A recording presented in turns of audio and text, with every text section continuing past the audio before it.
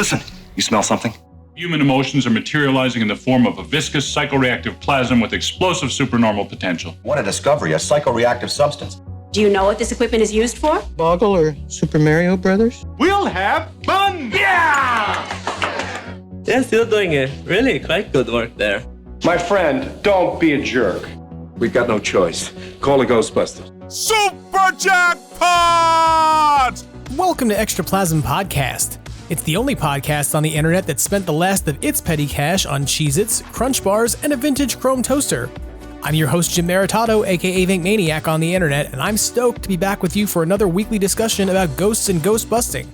Rejoining us this episode to catch up for the first time since last October is Chris Stewart, aka Proton Charging on the internet, and one half of the Ghostbusters Interdimensional Crossrip podcast alongside his co-host Troy Benjamin.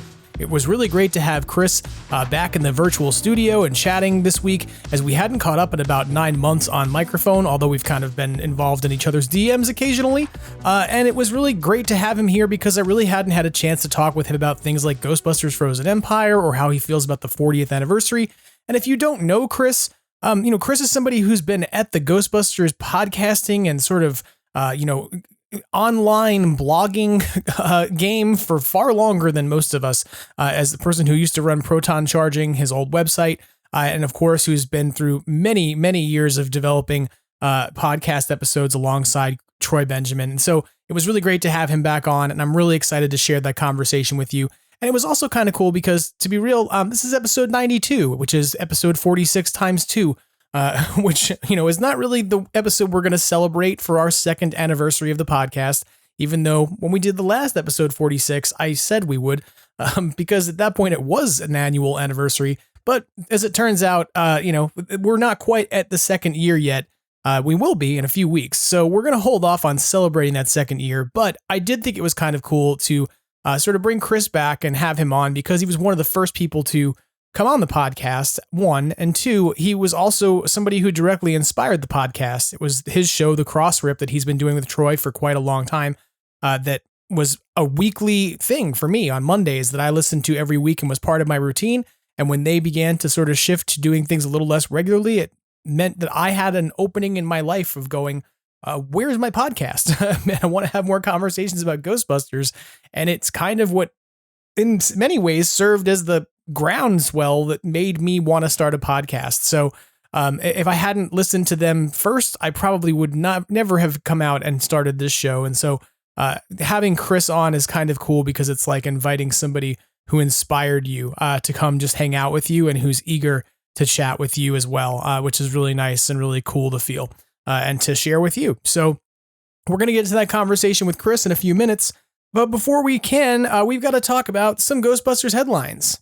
Still making headlines all across the country, the Ghostbusters are at it again. Today, the entire eastern seaboard is alive with talk of incidents of paranormal activity. Call-in topic today, ghosts and ghost busting. Extraplasm, read all about it. Ghostbusters headlines coming at ya. In official Ghostbusters media news, Ghostbusters Frozen Empire is now available on Netflix in the United States and will come to the Crave streaming platform in Canada later this week, as we've discussed over the last few sets of headlines in the last 2 episodes. The big news this week, though, is that Frozen Empire debuted at number 1 on the Netflix streaming charts and came in and cleaned up. So that's kind of awesome. And what that means in terms of additional revenue contributions is a bit murky, given that we don't really know what the licensing rate is for Netflix to have access to stream the content. But it's worth considering that for a film to do well on Netflix is likely an indicator for decision makers at Sony and elsewhere that other content, such as a streaming television show or cartoon, might also perform well on the platform. So this is a win not just because it's nice to see the movie on a list of popular films or at the top of something called number 1, but also because it illustrates to those who are making decisions that there is in fact streaming demand for Ghostbusters as an IP. And that's really important. It's something where if you think about it, the only thing that track as metrics about Ghostbusters right now would be old films, right? Afterlife, and then a cartoon that's been, had not had any new episodes produced of it for probably at least 30 years. I'm not going to do the math right now. One of you will let me know if I'm wrong. But the point is that there's an opportunity here for folks who make decisions about developing additional content to see how quickly this film is succeeding. And it's also kind of interesting to consider that some of us have been saying, since the beginning that even if the movie didn't do outstanding and only took in $202 million on a $100 million budget at the box office, that it would likely perform well at home because of the fun factor of it and because it comes across as a good home video experience. So I'm eager to see how it continues to perform on Netflix and how long it holds that number one spot. It might only hold it for 1 week. We'll see. But it's interesting to see that it's happened and to know that, there is demand out there for the IP, that people want to watch it. And I think that's true. I think it was true of Afterlife as well, where I talked with people who didn't go off to the theater to go see that movie. They were coming out of COVID and they weren't interested in going, and they didn't even necessarily know that this was a new Ghostbusters movie that was about the old cast that they knew from their own, experiences years and years prior. Instead, they thought it was another sequel or another reboot, etc., because they weren't hardcore Ghostbusters fans. But once it showed up on Netflix and showed up on streaming and showed up eventually in certain places on television, they were more apt to see it, check it out, and were kind of impressed by it. So I'm hopeful that for many people who didn't see Frozen Empire in the theater, the fact that it will now just show up as a thing they can watch on Netflix and drops in their queue is something that will, make them see it and hopefully inspire more people to be motivated to see another Ghostbusters movie. And if nothing else, some more Ghostbusters streaming television content that hopefully we'll see soon. An additional official Ghostbusters media item this week is that the exterior of the upcoming Ghostbusters Halloween Horror Nights attraction at Universal Orlando has been dressed up as a mock-up of St. Mark's Place, featuring St. Mark's Deli and, of course, Ray's Occult Books. Ghostbusters News has great coverage of this, including photos from HHN365, a year-round Halloween Horror Nights podcast and video content creator on YouTube, TikTok, and Instagram. I have to admit that what fascinates me here the most right now is how well it seems they're recreating the same exterior seen on set in Frozen Empire, but how that's also still a deviation from the Ghostbusters 2 Ray's Occult location. And as I've discussed in the past, especially because I went and visited this location when I was in New York for the premiere in March, the original location of Ray's Occult Books in real life was 33 St. Mark's Place. That's where it was in Ghostbusters 2, and it was next to the Man in Panic headquarters. But now, Frozen Empire moved Ray's Occult and the now defunct St. Mark's Deli to a completely fictional address of 201 St. Mark's Place. And indeed, the deli is long gone from St. Mark's Place, like by years. It has been replaced by a shop that sells vapes and beer called E-Smoke and Beer. So it's kind of strange to me that the deli was replicated both in the film and now in the theme park to sort of like legitimize the notion that the Ray's Occult that was being offered to us in Frozen Empire and now in the theme park has some connection to the original movie, which had a St. Mark's Deli sign next door, when in reality, the St. Mark's Deli doesn't even exist on St. Mark's anymore, even if Ray's Occult did. And it kind of makes me wonder why it wasn't just established that Ray's shop had relocated without taking the deli with it. I mean, frankly, virtually everything else that existed on St. Mark's Place in 1989 or even 1999 when I hung out there in college is gone. It is basically closed up as a result of gentrification and moved out. And thus anything that was there, from tape stores, record stores, the religious sex shop across the street from the record store I used to buy things from when I was in college, the St. Mark comics location that moved to Brooklyn, all of it's gone. So it's entirely logical that Ray's could have moved too. And perhaps even right next to the firehouse, like in Ghostbusters Spirits Unleashed, which would have made soft canon even stronger, but I digress. Getting back on topic, Ray's Occult is part of the Halloween Horror Nights attraction. Everybody freak out. I'm hoping to see Hollywood's version of this in a few months and that Ray's will be there too. But if you get there before me, be sure you share some pictures and let me know what you see at Ray's Occult at Halloween Horror Nights, because I think it's pretty cool that it's there, as much as I'm sort of nitpicking about its location and whether or not we should continue to try and pretend that 201 St. Mark's Place is an actual address as opposed to a completely made up address because the street doesn't go that high. Okay, let's talk about some Ghostbusters official merch news for a few minutes. The biggest news of the week is definitely the 2.5 foot tall and 3 foot wide Class 5 full roaming animatronic Vapor, available from HalloweenCostumes.com. And to see this thing in full roaming action, you really do need to head over to Ghostbusters News, where Jason Fitzsimmons had an exclusive opportunity to get the first hands-on peek at this thing. and it is awesome. It looks like Onion Head. It sounds like Onion Head. It has flailing arms like Onion Head. And I'll leave it up to Jason to weigh in on this thing's booty, but I will tell you that you can grab it from Halloween Costumes on pre-order for an August delivery with a price of $299.99. To be clear, that is about $50 more than the release day, as there was introductory pricing at the time it came out last week, but I've heard folks suggest that it's not available for pre-order at all at this time or out of stock. That's not the case. It is just a little more expensive because that introductory pricing has seemed to have changed. So if you thought you missed out on this over the last week, know that you can still pick one up, just not for maybe quite as cheap as you thought last week.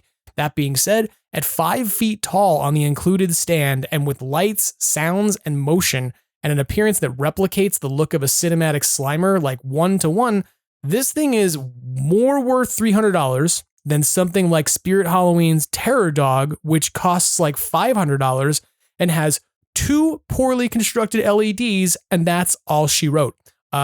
Sorry, Spirit Halloween, your Terror Dog costs too much money and needs to do more for what it costs.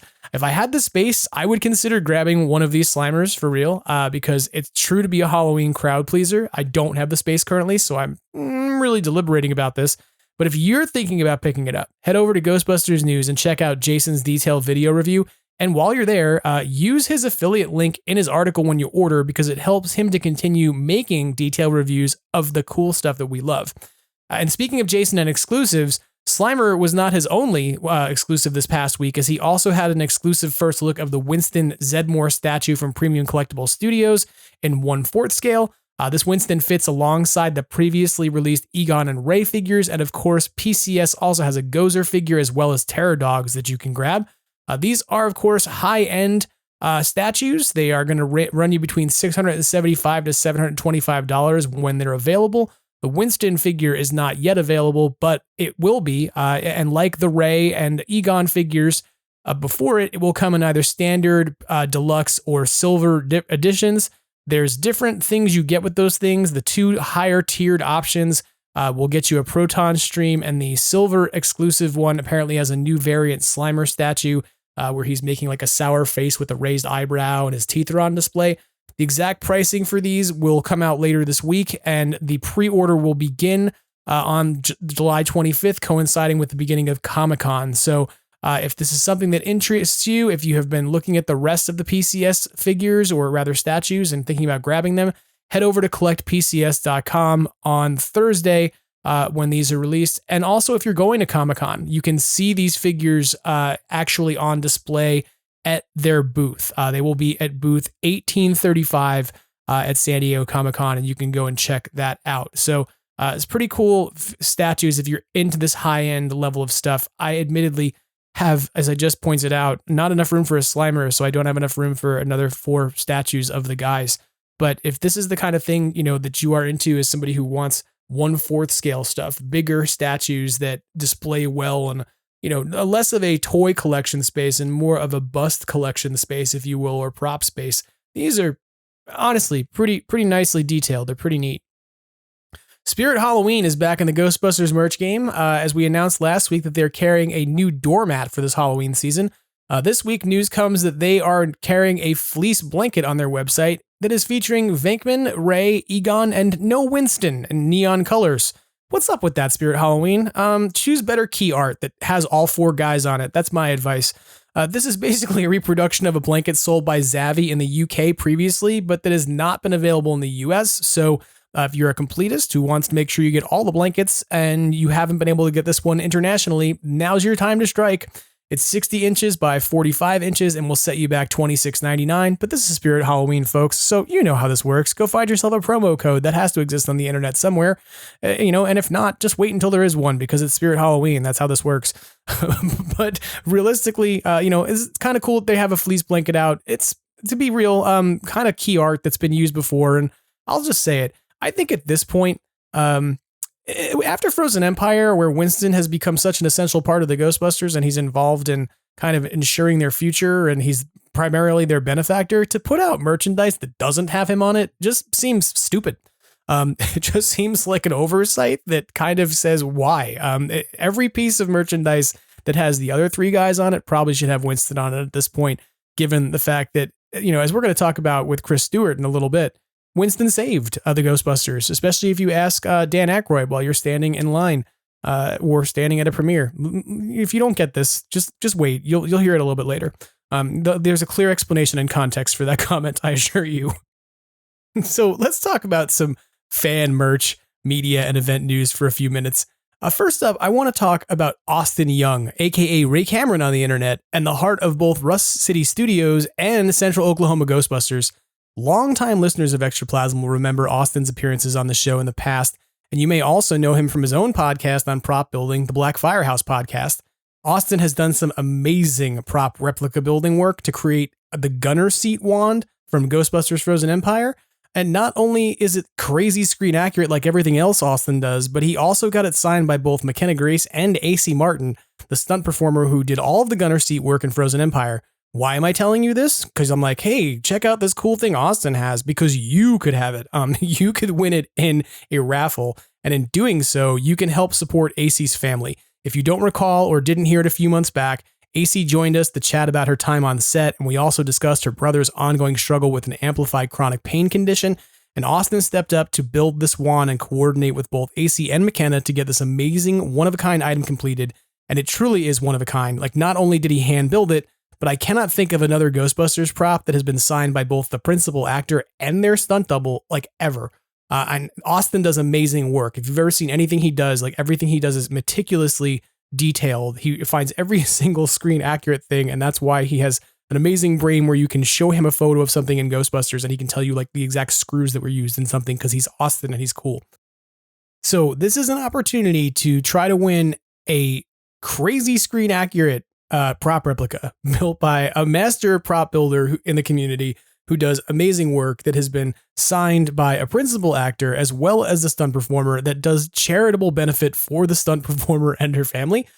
This is really, truly, like, I can't stress more, like, one of a kind in every single way. And I also want to say, like, AC not only was a great guest on Extraplasm, but also came out to the Firehouse at the 40th, came out to Ghostbusters Day, not as a guest, like, not as somebody who had been coordinated to come and sit inside the Firehouse at a table and sign things, but instead as a person who came out from her house to check out the event and meet fans and interact and essentially say thank you to people who had been contributing and giving things to her family to help her brother's situation. She is truly, somebody who came out and joined into the fun and became one of us that day. And I was so thrilled to have her on hand, and also to see her have the opportunity to engage so many Ghostbusters fans and sort of see what it is that we do at a charitable level, and sort of how that connects to the role that she had an opportunity to play in making Frozen Empire, etc. So a lot of this gives me a lot of really warm feels, I'll be honest with you. Seeing somebody who I know put together such a really cool thing to help out somebody who I've gotten to meet, and who has turned out to be a really pleasant human being who has come on this show and been supportive of it. It means everything. It really is great. So if you want to contribute to this, if you want to try to win this thing, you can do so by donating $5 per entry. Donations are going to be accepted exclusively through PayPal. You're sending your donation to rustcitystudio@gmail.com as a friends and family preferred payment, please, because that way Austin does not get banged for fees on each of these. This is something that he's doing as a charitable engagement. A runner-up prize will be offered as well of a teaser poster signed by McKenna and AC. So that'll be a second prize. When you enter, if you are entering, please include your name and email address in the notes so that way you know how to be contacted if you win. That would be a good thing. If you don't provide those pieces of information, it might be harder for you to get your really cool thing. That giveaway is going to run through August 4th, 2024. That's a Sunday. And the winner will be drawn randomly and announced live on the Rust City Studio Instagram page on Monday, August 5th. So again, this is a really cool thing being done by somebody who has contributed to Extraplasm and been part of the community for a really long time, and who's helping out somebody who helped to make a movie that many of us really love, and that really opened up that movie. That was that gunner seat scene chasing the sewer dragon is absolutely cool. It's one of the highlights of the movie. We got to see like a action sequence busting ghosts in the car in New York City, and it was thanks to AC's amazing stunt work that it came out so great. So if you can help support that, please, by all means, jump on board. Second piece of Ghostbusters fan merch that I want to talk about for a moment is our friend Tony Taylor of Tony Taylor Toys has a straightened slinky available that you can go and find over at Tony Taylor Toys on Instagram. This will be something that is a commissioned art piece rather than an actual toy. You have to see it to understand what it is. And I really want to encourage you to go take a look at it because it will make you laugh really, really hard. Because Tony has put together a product that is Egon's straightened slinky, and you got to see it to understand it. But once you see it, you'll want one, I assure you, because of just, even though it's kind of silly and ridiculous, it's also absolutely amazing. So go over to Tony Taylor Toys on Instagram and check out the straightened slinky that Tony has put together, and that he's going to do a limited, I think, maybe a very limited number of commissions on, because this is more of a one-off art piece than it is something that's going to be marketed as a toy. But it is a lot of fun, I'll tell you that. Let's talk about fan events for a couple moments. If you're in the Chicago area this week and you're looking for some Ghostbusting fun, the Windy City Ghostbusters will be guests at Thursday night's Joliet Slimers game. And if you're thinking, Jim, the name of the minor league ball team that Bill Murray owns now is called the Joliet Slammers, not the Slimers, on any other day of the year, you would be correct. But Thursday night is Ghostbusters night. The team will be temporarily renamed, and the Slimers are going to be playing against the Gateway Grizzlies, sporting specialty jerseys that are covered in slime and essentially that celebrate Ghostbusters. They're going to be auctioned off after the game as well to benefit charity. So that's pretty cool. During the 5th inning, one lucky fan will have an opportunity to win a Bill Murray autograph on a baseball, which, like, I mean, there's some of you out there right now who are like, you're going to drive to Illinois just to hope to be that one lucky fan. I know it, because you're more likely to get a Bill Murray autograph that way than any other way in many cases. But one thing you should know if you are coming out to this is the Windy City Ghostbusters are going to be on hand. They're going to have their ecto vehicles, their proton packs, and all the trimmings, and fans are encouraged to come out in their finest flight suits or Ghostbusters apparel. They come and check this out if you're in the Illinois area. If you're not, it's probably not something you're going to be able to do, but if you want to, for more info, you can check out the story over on Ghostbusters News or visit the JolietSlammers.com website for tickets. In terms of fan media for this week, Nick Ross's 4th issue of Ectosysm is now available.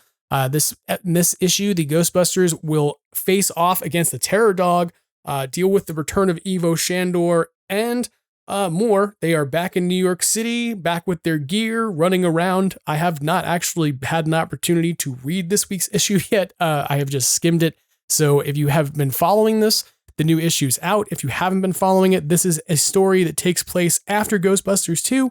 And that has essentially been done through a pastiche of digital art and oil paintings, with some inspiration from essentially different actors that appeared in movies in the 90s. It's almost like flipping through a comic book that is like if there were a Ghostbusters movie that happened after Ghostbusters 2 and had people in it like Alicia Silverstone and Steve Buscemi.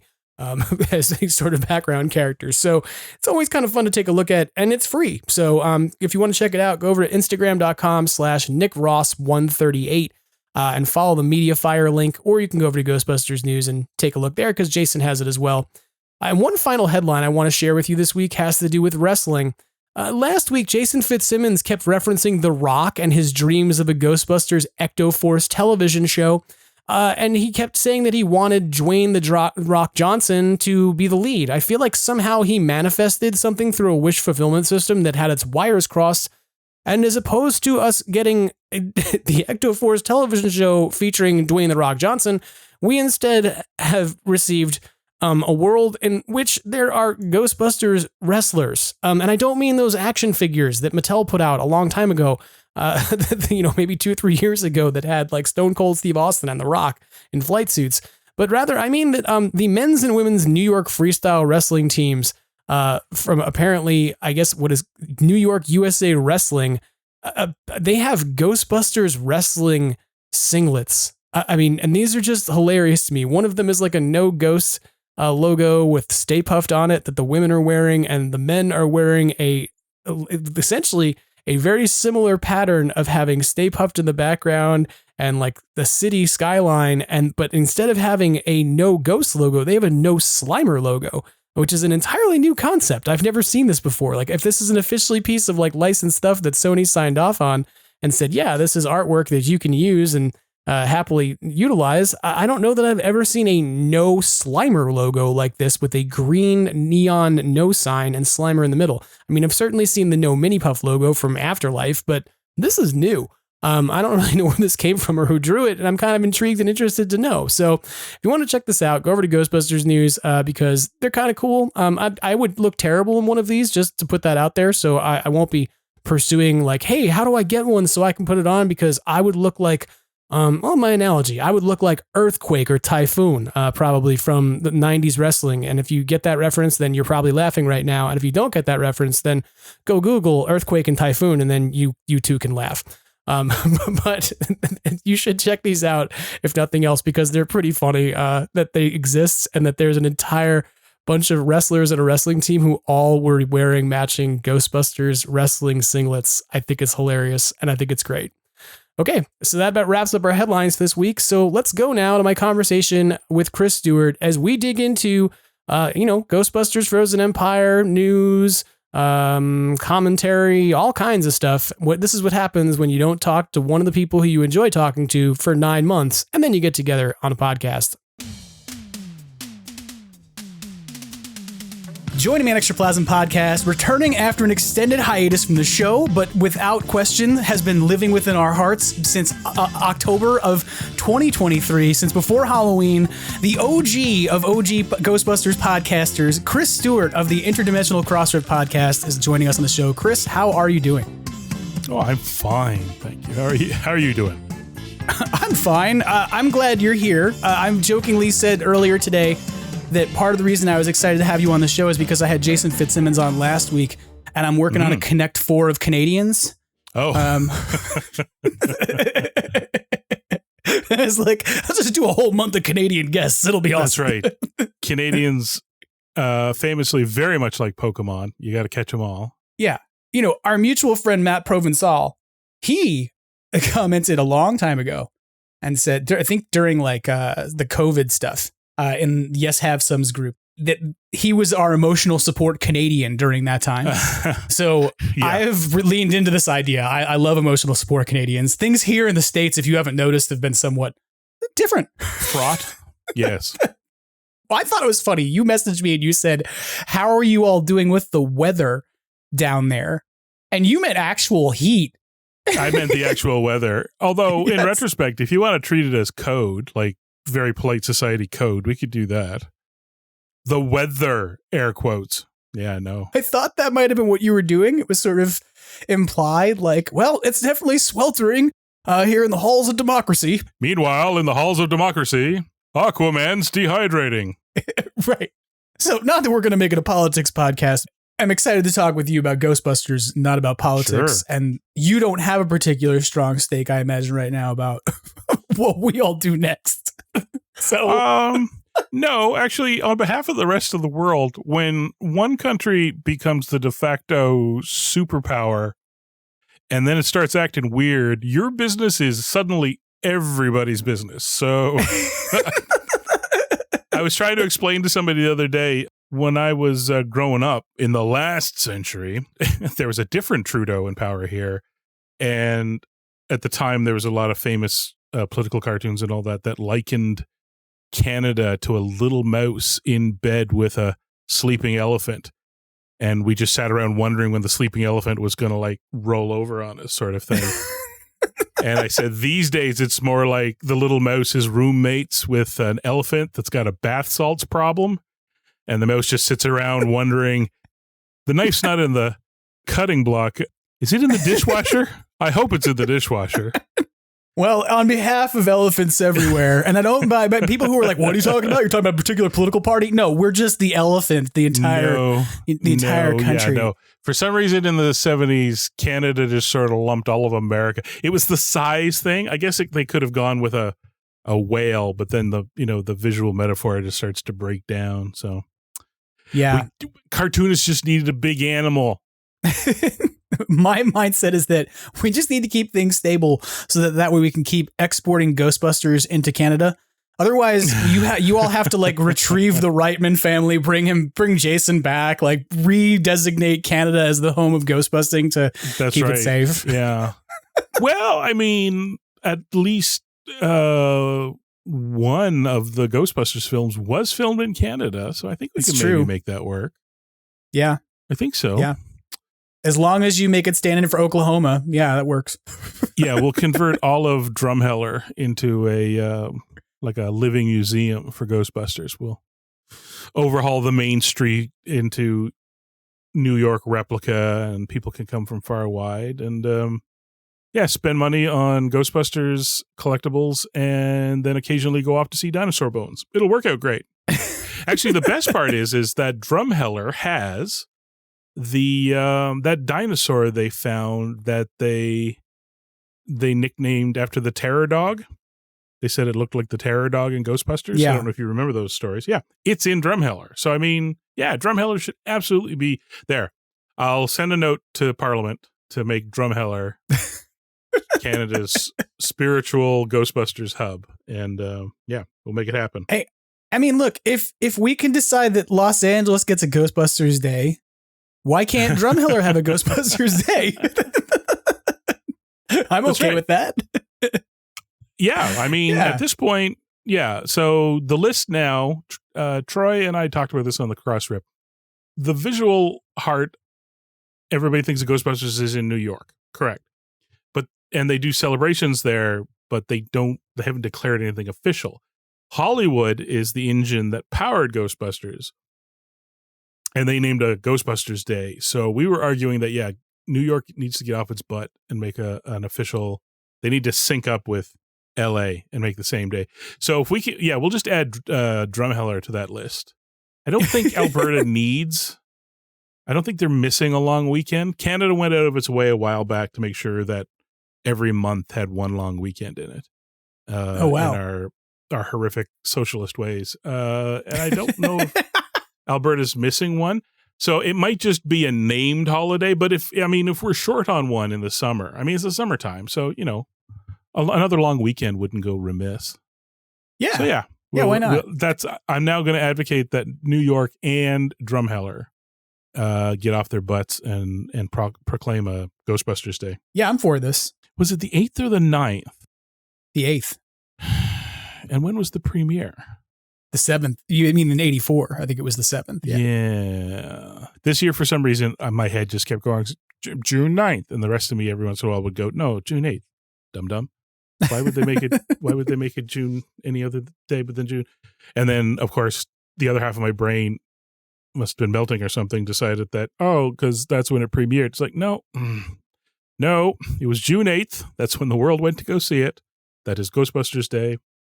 I have a real problem with dates. I'm getting old, so dates are now a real thing. Birthdays. It's okay. Nope, can't do it. I'm also working on like a Connect 4 of guests over 40. Oh. Well, to paraphrase everybody's favorite Hollywood Nazi, that's a bingo. If you're playing any other Connect 4s, let me know. I might be able to tick some boxes there for you. Canadian, over 40. Do you have experience doing any puppet work or sculpting? Ooh, no. I have a Slimer puppet, one of the ones that Kenner made, but I would not call myself a puppeteer. Well, we'll just have to leave that out there as a tease for people who are like, wait, why? Who does that mean you're having on? I don't know. Who does that mean you're having on? Exactly. Hints. I will have you know, though, that there are a handful of preschoolers out there over the years that have been very impressed by my ability to talk to them through a puppet. So I apparently was entertaining and hilarious.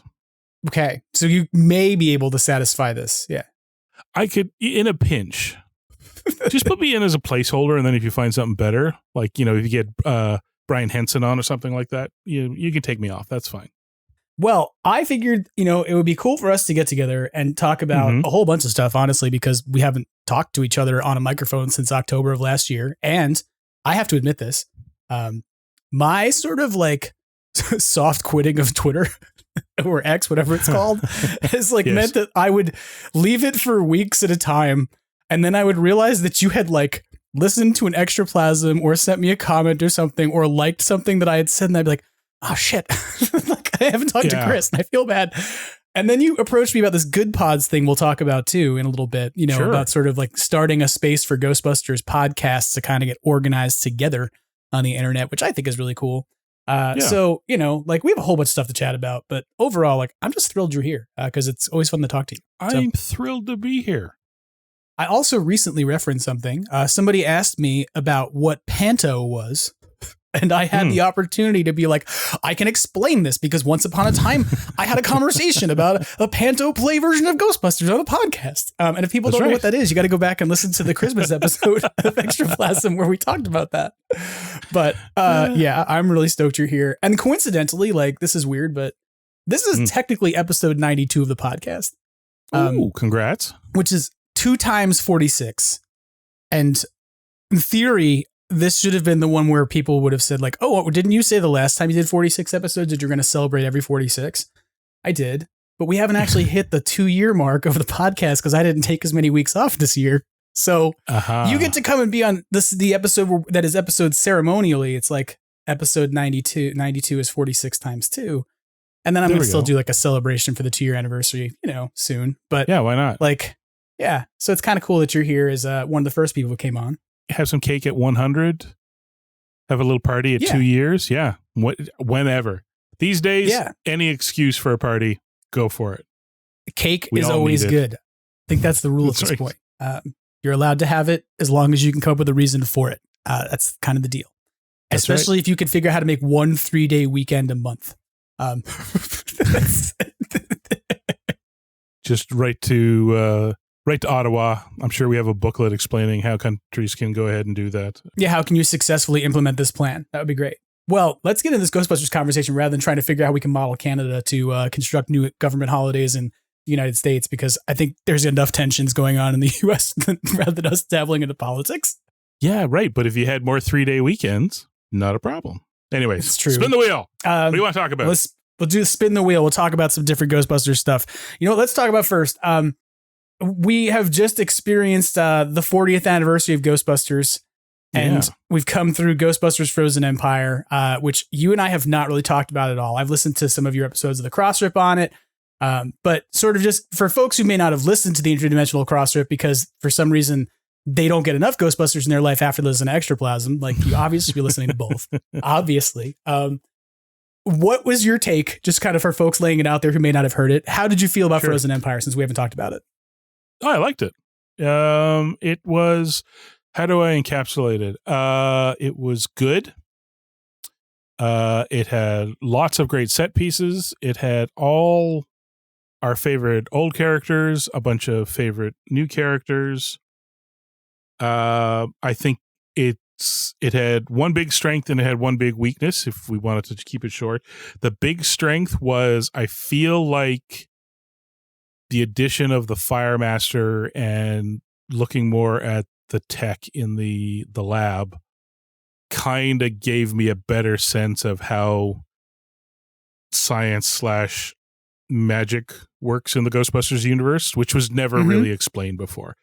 It was all kind of hand wavy, and it was already like right out the gate confusing in that it was like the first movie was like some ghosts are people and some ghosts are monsters and some ghosts are for another dimensions. And then they went to the second one. It was like, okay, everything that we did in the first one and that guy's from another time. It's like, what is going on? Oh, and he did it by magic. How does that work?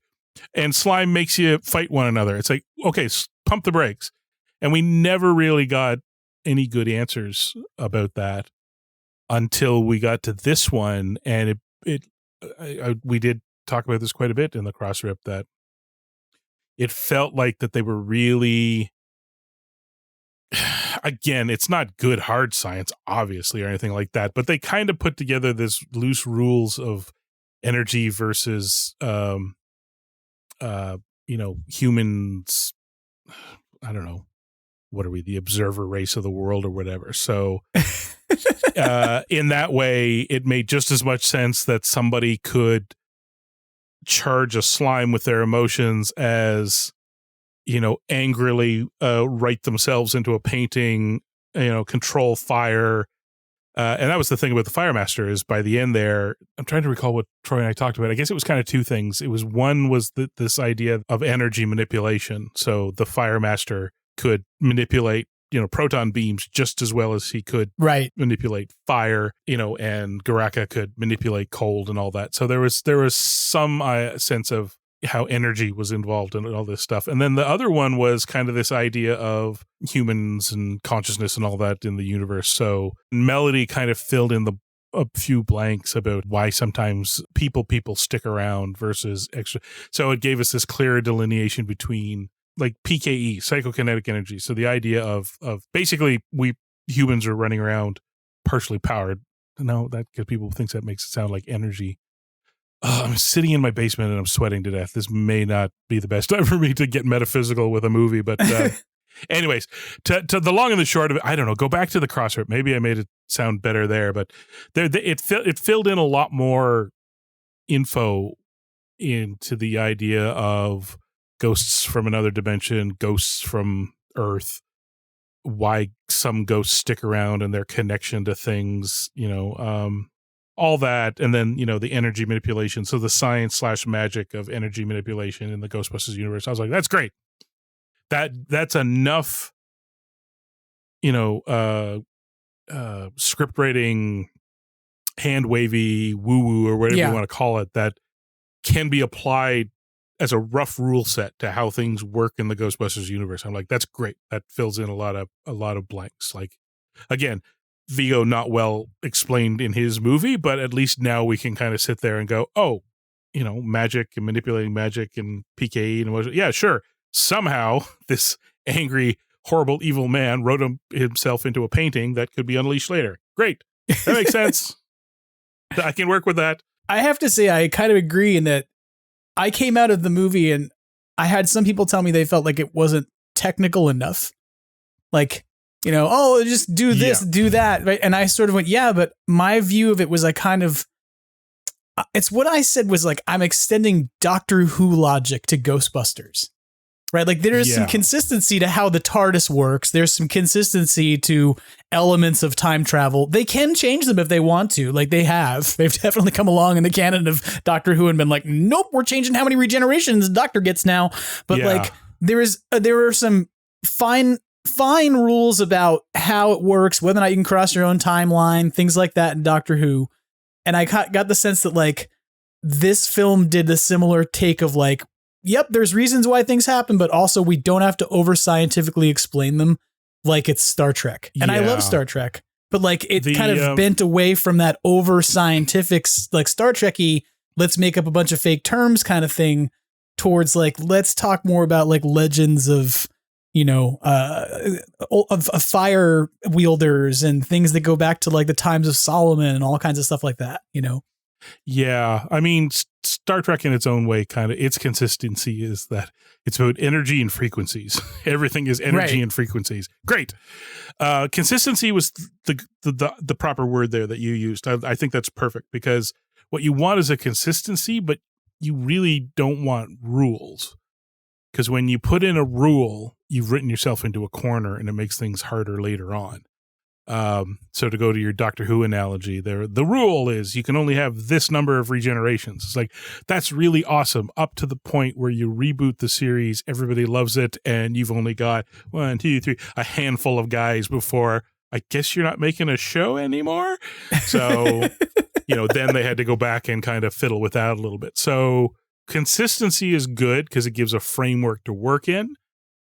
But I mean, again, if the minute Star Wars added midichlorians, writers started pulling their hairs out by the roots because that was the thing that they were going to have. That was going to be hanging around their neck for the rest of time, trying to make midichlorians make sense in a universe that previously was just sort of magical space Buddhists. Hand wave. It's like, oh, dang it. Because then it turns into, so if you can measure midichlorians, can you extract midichlorians? Can you put midichlorians in another thing? How did they tap into the Force? What is the Force's? It's just like, stop. Like, I'm sorry. We shouldn't have made a rule. Fast forward 10 movies. They made Robo-Sith. They extracted the midichlorians from all of the Jedi and made the most evil robot ever. And it's like, okay, shoot, maybe we should know. Then the flip side of the Frozen Empire, and this was the weakness we talked about, and it's not horrible weakness. It's just that by the time we got to this movie, there's a lot of characters, a lot of stuff to tell, and not enough time to do it in. And worse yet, much like they suffered from in the last one a little bit, was the last one they gave themselves more room because it was a restart, and they focused almost entirely on the Spengler family and Egon, and then the other Ghostbusters were just kind of peripheral. But the peripheral Ghostbusters were so that as they move forward, everybody could come together. And they did. In Frozen Empire, everybody came together.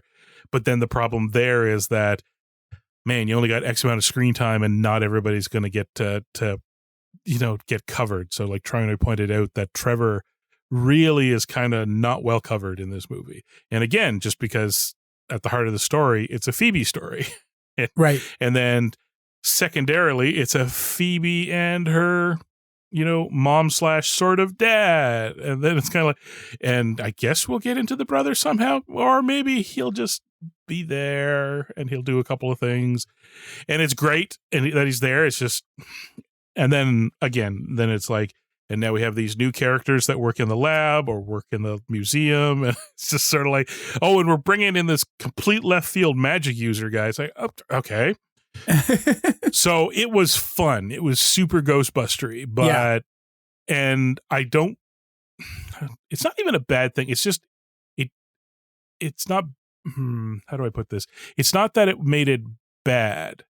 It just made it so that it wasn't clean. I don't know if that makes any sense. There's a lot of fun movies out there, but they're not very clean. I just watched The Creator a couple of days ago.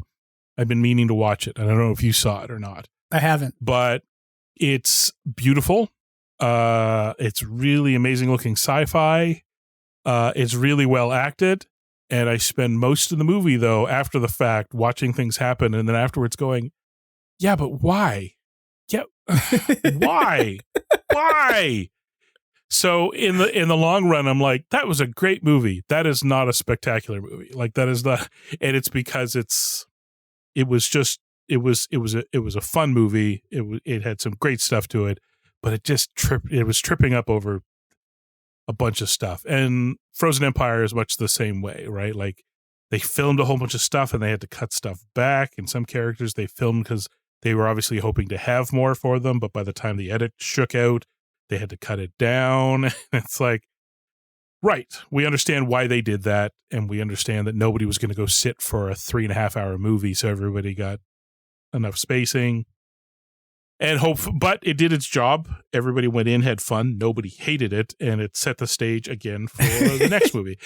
So for the last couple of movies, that's what Ghostbusters movies have been. The last 3 Ghostbusters movies, that's entirely has been what the goal is. The minimum win condition is, do we help move Ghostbusters along just a little bit longer and build up a little bit more until we can kind of get the engine chugging again. And so, yeah, I enjoyed Frozen Empire. I don't think it's the best in the series. I don't think anybody would say it was the best in the series, but it had a lot of great stuff to it and set the stage for everything to come. Like I'm really looking forward to see what they do with Netflix. I can only hope that the stuff they introduced in the movie is informing the stuff they're doing on Netflix, because the last thing we need now is for them to get Frozen Empire out, set this framework that we were just talking about, and then hand it off to an animated show, which is supposed to reference and tap into the movies, and they start breaking their own rules. I'm like, oh my God, I don't know if anybody's in that writer's room writing out the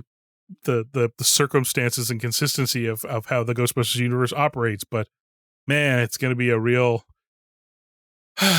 It'll be the opposite of what the real Ghostbusters was. The real Ghostbusters succeeded because the first movie didn't fill out its world building a lot. So real Ghostbusters just got to go have fun, and everybody loved real Ghostbusters because it did more ghostbusting things. And then this one is like, now we have a sense of what ghostbusting is. And if they go kind of off in any weird direction, it's going to be like, nah, now you ruined it. So, I guess we'll see. I want to touch back on something you said, and we can talk more about, sort of what we think the future is going to look like too in a few minutes, but because I think that animated series is going to be very interesting. But I agree with you about the movie being a lot of fun. Like that was my adjective I used to describe the film was like, oh, it's the most fun Ghostbusters that I've seen probably since Ghostbusters 2. Right. Because to me, like, and to be fair, like for some people out there, you're like, wait, what about the 2016? If that's fun for you, that's fine. Like it wasn't the most fun one for me. There is no slogging on that movie in that statement. It's just, I thought this one was more fun of the style of fun I'm looking for.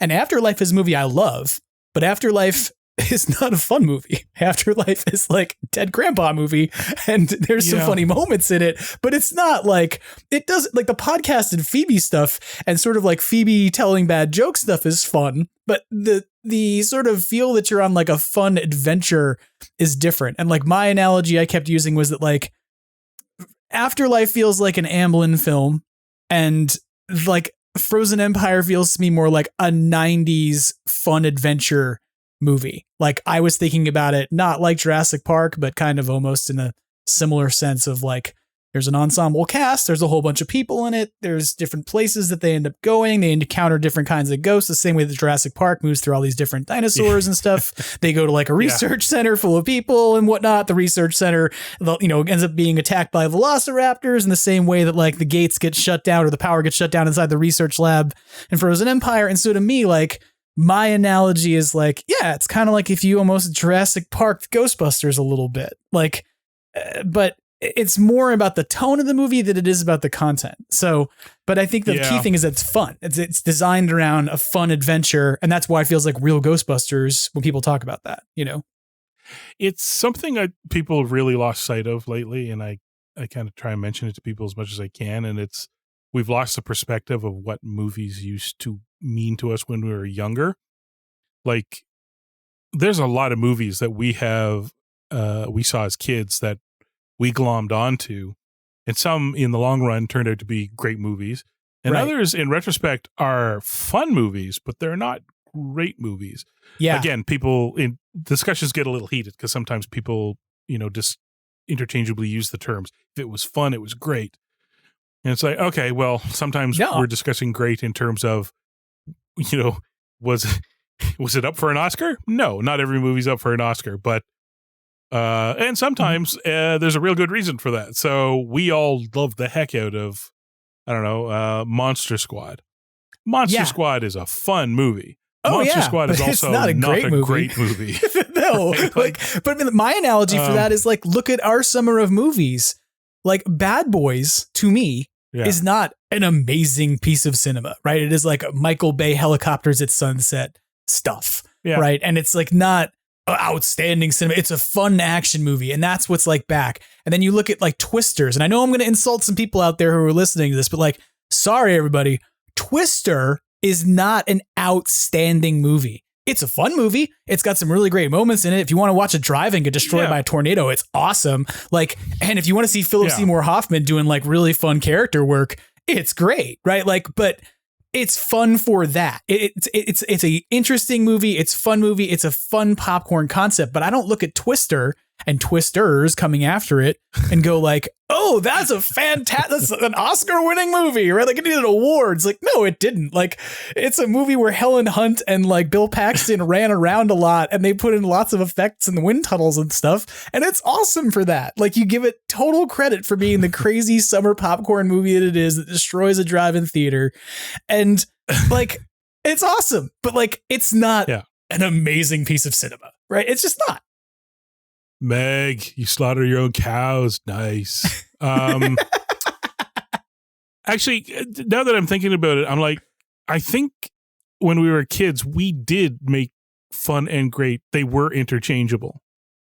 Like we didn't, Oscar winning versus just a hell of a lot of fun it didn't matter to us. Everything movies were just fun.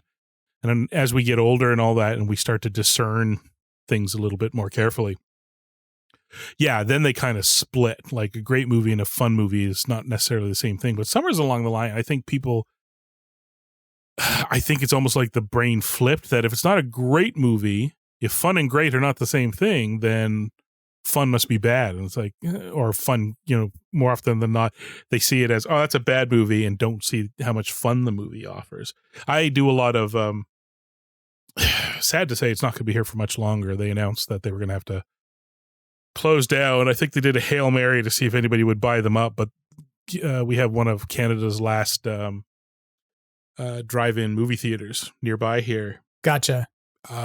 Turns out, post the 60s and 70s drive culture, the wintry Canadian hinterlands do not support drive-ins quite as well as, say, like if you drew a map, I'm pretty sure most of the surviving drive-ins in the States are in the southern parts, but we go as often as we can, and I always get the email about what's coming up, and I look at it and I gauge it on that is the perfect drive-in lineup. Like when they pair movies, and because sometimes they're doing Back to the Future and Terms of Endearment. It's like, nobody wants to see Terms of Endearment at a drive-in, guys. Said I don't have a modern equivalent, but it was kind of like that. But then sometimes they're like, DC Cab, and then Back to the Future is like, I will absolutely go see those two movies at the drive-in. Let's go. Right. So right now, actually, for whatever reason, I don't know if it's the type of movies coming out or whatever, but there's real excellent lineups lately. So I think right now it's Despicable Me 4 and Inside Out 2. That's a nice. pretty good lineup. Go on a summer night and watch at the drive-in. Anyways, the point being, in my own rambling way, that people have kind of forgotten movies can still be fun and enjoyable, and you don't feel bad about seeing them, and still not be perfect films. And Frozen Empire, not a perfect film. I think there's no way that you could ever have that conversation, certainly in a public context, with the filmmakers, because that's not how PR works. But I suspect that if you had a chance to bend some ears and all that, they would admit to a lot of the stuff everybody's talked about, which is there's a lot going on and we didn't get to see a lot of so-and-so. And this is not so clear. And like I said, and I'm not holding any of it against any of them, because I think what they ended up with is the best result that people would want to go see in the theater, enjoy seeing it in the theater, and set the stage for the follow-up movies. The one Troy was picking at was, he was like, Lars has a run-in at the end in the fire hall and then disappears completely from the movie. That is technically bad filmmaking. But you knew that's not what they were trying to do. It wasn't that they were dropping the ball. It's just they had to put a ball down, is the better way to describe it. And on the extras we saw, they shot a wrap-up for Lars. Mm-hmm. And it was like, and they just could, it's like, I can't do it.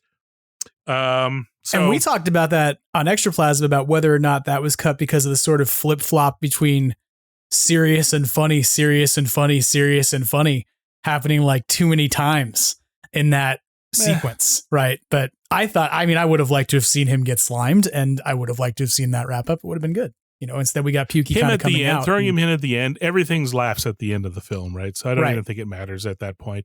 And when we were talking about it on our podcast, I think our disappointment was that they've said that there's some tie-in to the mid-credit sequence with the mini puffs and the truck.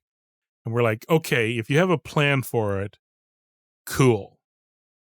But until we see that kind of would have been a really good natural place to just mid-credit sequence, Lars getting home, slothing out of his slime-covered stuff, making himself a microwave dinner, and whatever the end scene was, but just a Lars wrap-up.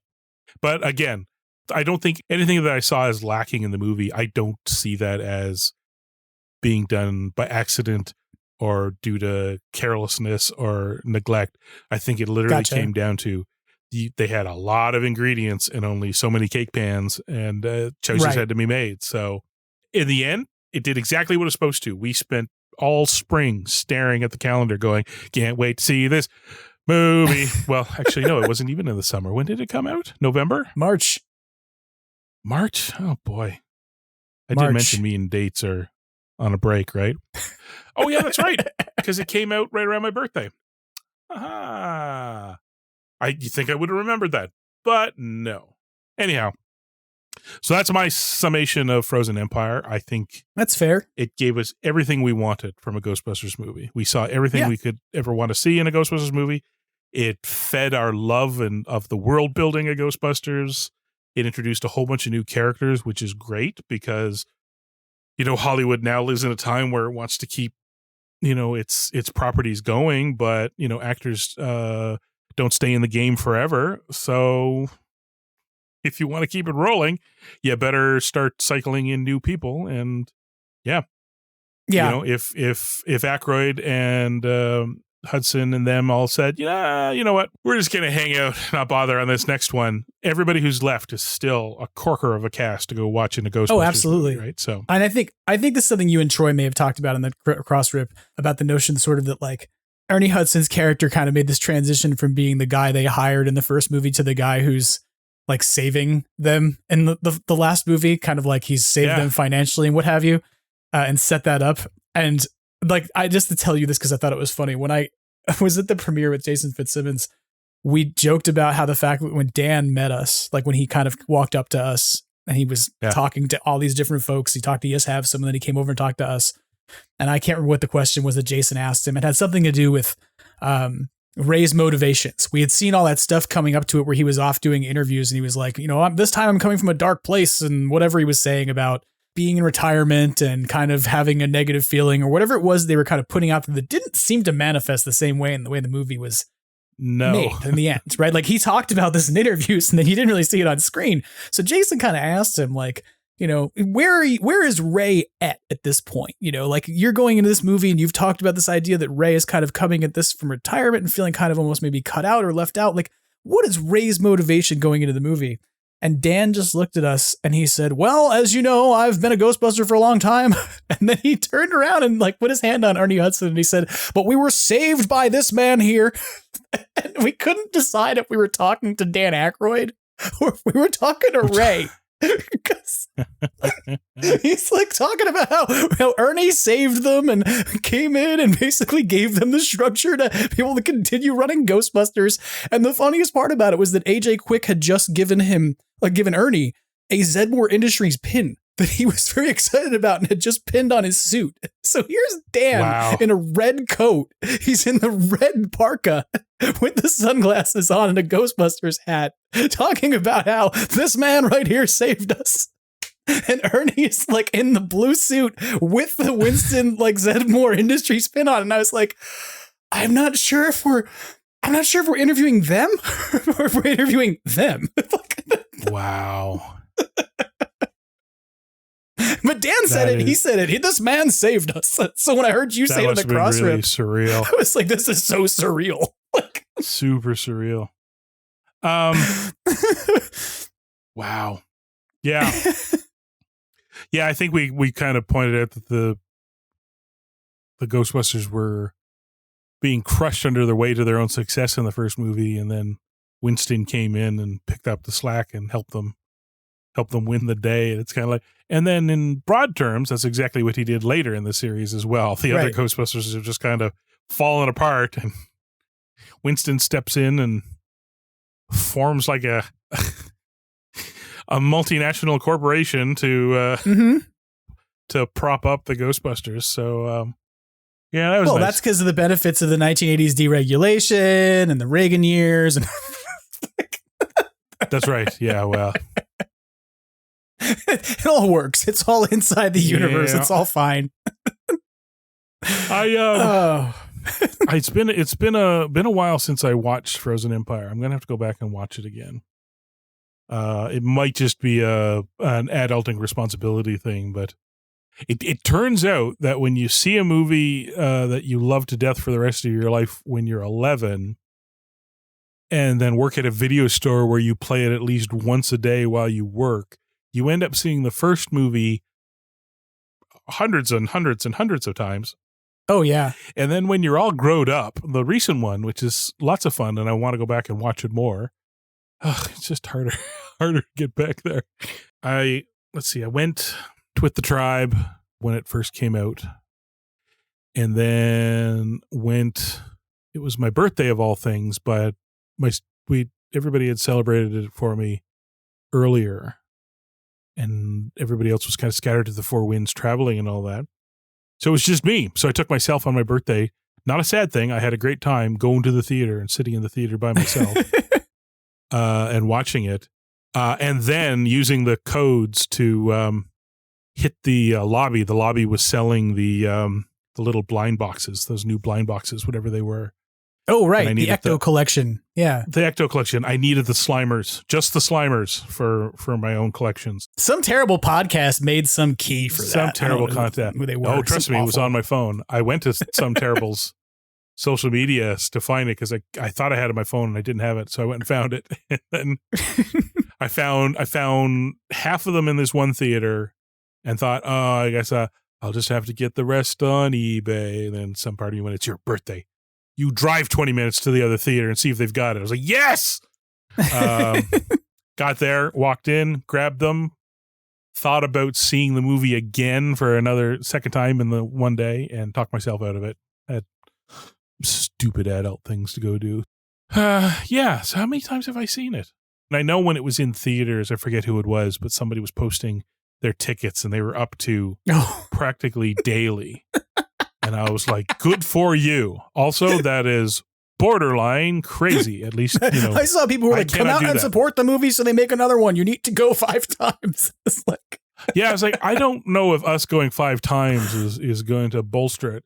It's excellent promotion for the film, I guess. Like, it went a long way, I think, to get people excited to go see it. Like, wow, that guy's having a ball. He's seen it 18 times. Yeah, but I don't know if those numbers were enough to make it or break it. But yeah, it's on the short list. Like, I think I'm still on one hand. I gotta break those numbers. I gotta get to gotta get to 2 digits ASAP. I have a burning question about Frozen Empire for you, but sure, it's one that may raise some very controversial feelings for some people once we delve into the topic, because it's gonna dig up an old controversial question that you and I had some agreement on, but some other people did not. My burning question I have for you goes back to a deep controversy from Afterlife. And that deep controversy was what happened to Egon? Oh. And did Egon get killed by the terror dog? Or did Egon strategically decide to take himself off the table with the PKE meter so that he couldn't be used as a pawn? Which I always thought, I was willing to accept, because Egon clearly is a master of chess as per Afterlife. So he has to be thinking ahead a couple moves, right? And some people disagreed about this, right? You and I think, had the same kind of understanding that was a possibility. It may not be what would have been the final cut, but it left the interpretation open for that, right? Yeah. That I did see Afterlife recently, and I watched that bit again, and my reaction to it is still the same. But I think even back when we were first talking about it and all that, I did clarify that, yeah, there's nothing that 100% says one way or the other what happened to him. Right. But it's left open enough to interpretation. It's left open enough that it could be, so one of 3 things. The ghosts got him. Right. His heart gave out. Because or he took himself off the board, if we want to keep to the chess metaphor. And I think at that point, it just comes down to whatever a person's emotional preferences for that part of the story. And I am not going to tell anybody they're wrong if they say otherwise. No, I'm not either. But here's where I'm going to say that Frozen Empire gave me kernels of universe to let me go even harder on that potentiality of interpretation. Interesting. It's this simple. Egon was thinking about taking himself off the table permanently just because it was strategic. In contrast, his granddaughter's like, I could take myself off the table for 2 minutes just to make a friend. Like, she as a paranormal researcher who's following in the footsteps of her grandfather, walks into the research center. They're like, we've been doing this with inanimate objects. Her first question is, have you tried it on living tissue yet? They're like, early tests, but nothing conclusive yet. And within like a couple days, it seems like she's like, I can do some jury rigging. I can take myself out for 2 minutes. It's not dying. It's just temporarily removing myself from my body for a period of 2 minutes. But I'm absolutely extracting my soul from my body in the process. And I went, yeah, I'm sorry, but like, if this is where granddaughter goes, why can't Egon go where we were saying he might have gone in Afterlife? Yeah, exactly. She kind of pulled a Flatliners there. Is basically what she did. I always laughed when I saw that because it reminded me the only difference between her and her grandfather is that she didn't have a Venkman around to stop her from trying to drill a hole in her head, so to speak. Right. But she 100%.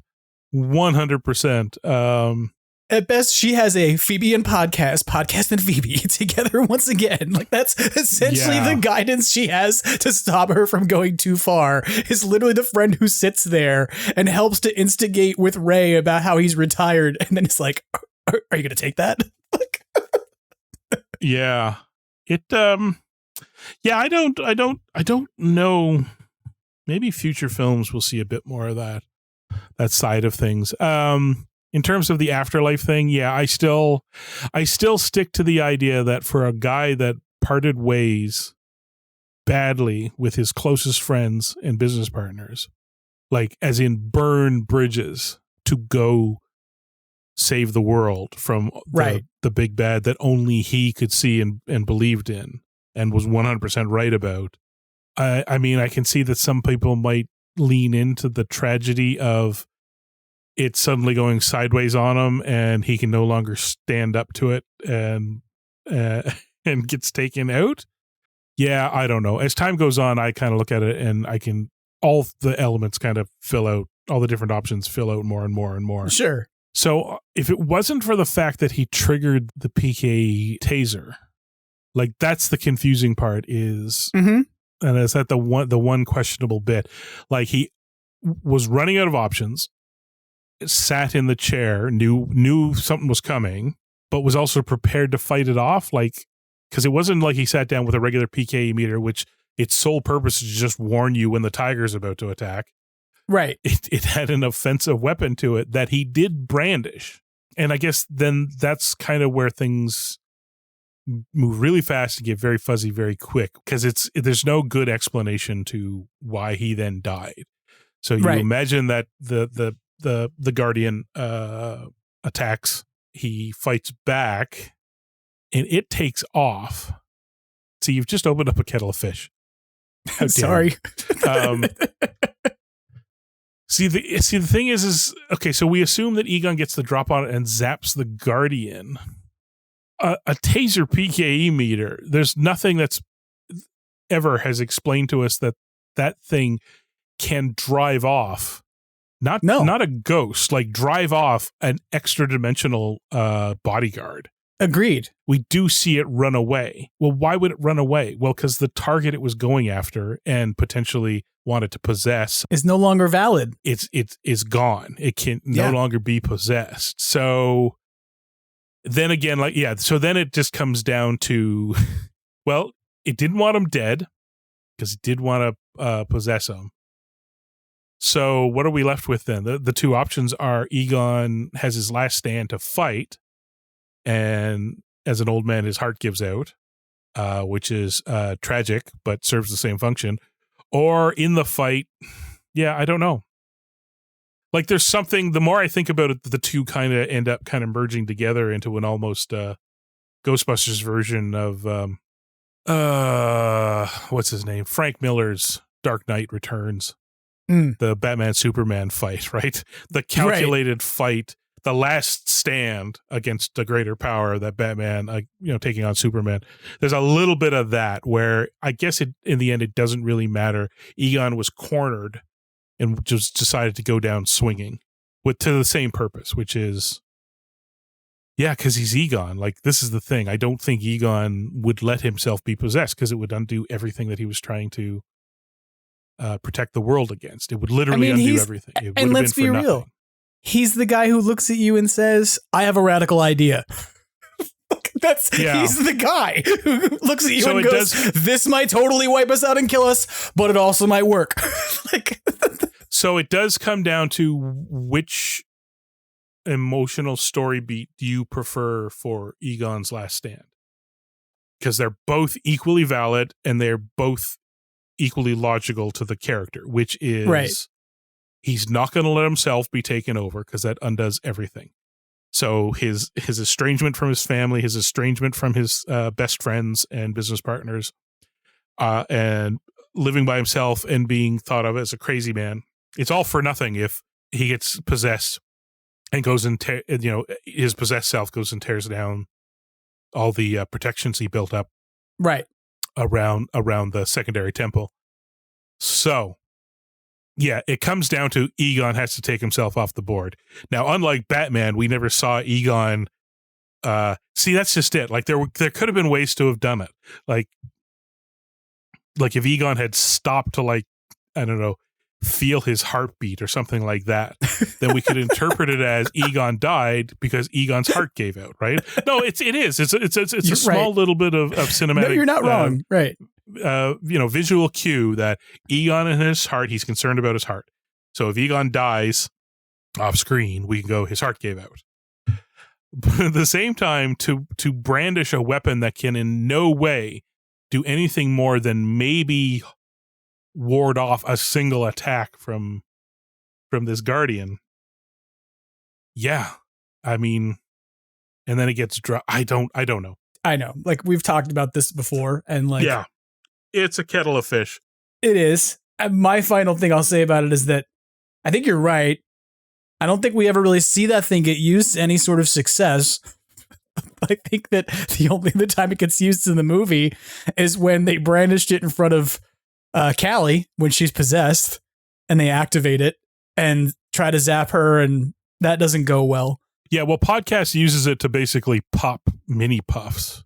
Which, yes, again, that's true. gives that's you right. a sense of its power level. Right. It can pop a mini puffed. I don't know that it can do much against, the gateway guardian of Gozer, right? Like, the power level on that thing's got to be pretty darn good. So yeah, like I said, I think it just comes down to there is a gap there that we never see exactly what's going on. But logically, it comes down to the same thing. Egon's intention is to take himself off the board. So you kind of have to decide whether Egon has somehow timed his old man-itness under this exciting time to... I got to go back and watch. Maybe there's little things that might feed into a bit more. I don't know. I look at it from the Frozen Empire perspective of thinking that if Phoebe is willing to be this cavalier about the use of this technology for essentially hanging out with somebody and trying to make a connection, I don't know why Egon wouldn't be even... I mean, he'd be more seriously taking the decision to make a choice than being cavalier about it. But when the stakes are as high as they are for him in that movie, I think it is an option I become way more willing to entertain than I was even before, because it's been demonstrated to me that there's a viewpoint, at least even from his granddaughter's perspective, that this is a variable that is dynamic, that whether or not you are currently living or not, there may be dialing back from it, etc. I don't know, but it made me interested to wonder, like, what is sort of the take on that in terms of her understanding of what Egon was doing and how dynamic existence is and not. And that's very metaphysical and probably not something we'll ever get an answer to, but whatever. Yeah. It feels a little bit like, your preference in music on any given day, like just depending on how you're feeling. I could see some days that I might lean into the old man's heart gives out thing a bit more. At the end of the day, it doesn't really matter. It's just the viewer gets to decide. I think it is basically 100% clear that Egon realizes he's cornered, and if he gets taken over, he's going to pull apart everything he's built. He's gonna unhide the one move he made was he trapped one part of the puzzle that unlocks Gozer. Right. The two halves, he managed to trap the one and hide it away, which means if it never gets found again, that could hold things up indefinitely. But that means he cannot be compromised then. Otherwise, he just, reveals that. The floorboards, right. We're staring at that one point. We're literally the 5 seconds of him in the chair, like, it's maybe not even more than a 15-second sequence. It's really short. And when It's you stare very at short. that, Yeah. you can see it going one of a two way. Like if he was going to take on the Guardian because he knew it was coming and he was preparing for it, well, why did he sit down? What is the advantage of being snuck up on? Right? Right. So and that does not clarify anything at all, because on the one hand, it makes it seem like, if he knows something's coming and he sits down in the chair, well, that's a way he could then, quote unquote, take himself out of the equation. I mean, I guess if we're talking about the PKE taser too, we are in one way or another talking about a guy who's betting on his aging heart being the thing here. But at the same time, if a guy's worn out and tired and making his last stand too, like Egon was a perfectly capable, and we saw it in all the movies, of standing up and staring down the stuff coming at him. Why sit down? Right. Again, you could interpret it as he's just worn out. So, listeners, there's no answer there. And I know some people, like early on, when I first floated this idea, some people got very, very... they got really mad, yeah. Really mad about it. And I was like, yeah, I get it, because you saw the other one and went for that one. And it's perfectly viable too. Like, it is perfectly logical. Yeah. The thing is it comes down to, there's a pro and the con to either one. Mine leaves no possibility of chance that Egon's like this, I have to be taken out of the equation and I'm going to do it. That way there's no guesswork about it. But that's got some real last stand darkness to it. The flip side is that, yes, he's a guy who fought to the very last. He's old, he's worn out. You're still rolling the dice a little bit that somehow you're going to be taken off the board naturally before the ghost gets, or that somehow this last stand is going to take the last little life out of you and say, like I said. So that's yeah. So whatever. It's whatever you're more comfortable with. We'll still leave it up to interpretation, right? I'm fine with that. Don't let anybody tell you that I'm telling you you're wrong. I'm just saying that I have so far kind of lean the other way, and that's just me. So that's all. And for me, I'll say that I think Frozen Empire proves this theory correct because of how Phoebe written. No, I'm kidding. And if you think otherwise, you're wrong, and you can quit the podcast. No, I'm totally kidding. But I do think it's kind of interesting, like how weirdly cavalier she is about it, and she like even says, like, kind of talking to Melody about it. She's like, it's not terminal. And Melody's like, well, that's a plus. Like, I mean, you're not entirely wrong too, because the thinking that Egon zaps himself we're talking about him improperly fibrillating himself. Is fibrillate a word? I don't know. But he is stopping his own heart and taking himself off the board. That is right in line with the logical thinking of, so what was his thing? He wanted to sleep less and think more. Was that what trepanation was all about? I don't think it ever got explained anywhere, but that's kind of what people who believed in trepanation, modern trepanation, thought it did. Like, it kind of opened you up to the world and you thought smarter and you slept less. So yeah, that is 100% kind of a logical Egon thing. Hey, if it doesn't kill me, benefits. And yeah, so you can see that. It's Phoebe's thinking is kind of the same thing. It's not weighing the pros and cons the way most people weigh pros and cons. It is like most people stop at, this science is weird and could go horribly wrong. And they're like, I'm smarter than you and way more confident in the science. And I can see that as long as I've not missed anything, I get these benefits from it. In Phoebe's case, it was a little bit more, it's not a great word, but let's just say selfish, right? She wanted to, connect, understand her friend better. She wanted to connect with her friend a bit more. So yeah, that makes perfect sense. Yeah. Although it also, without that scene, we wouldn't have got one of the better parts of that movie. which is whatever you call it, white, bright-eyed Phoebe, possessed Phoebe with the white irises, was fantastic. Yeah. Like, that gave me real Janosch with the eye goggles in Ghostbusters 2. Like, I remember as a kid watching that one going, wow, that's not creepy at all. So, yeah.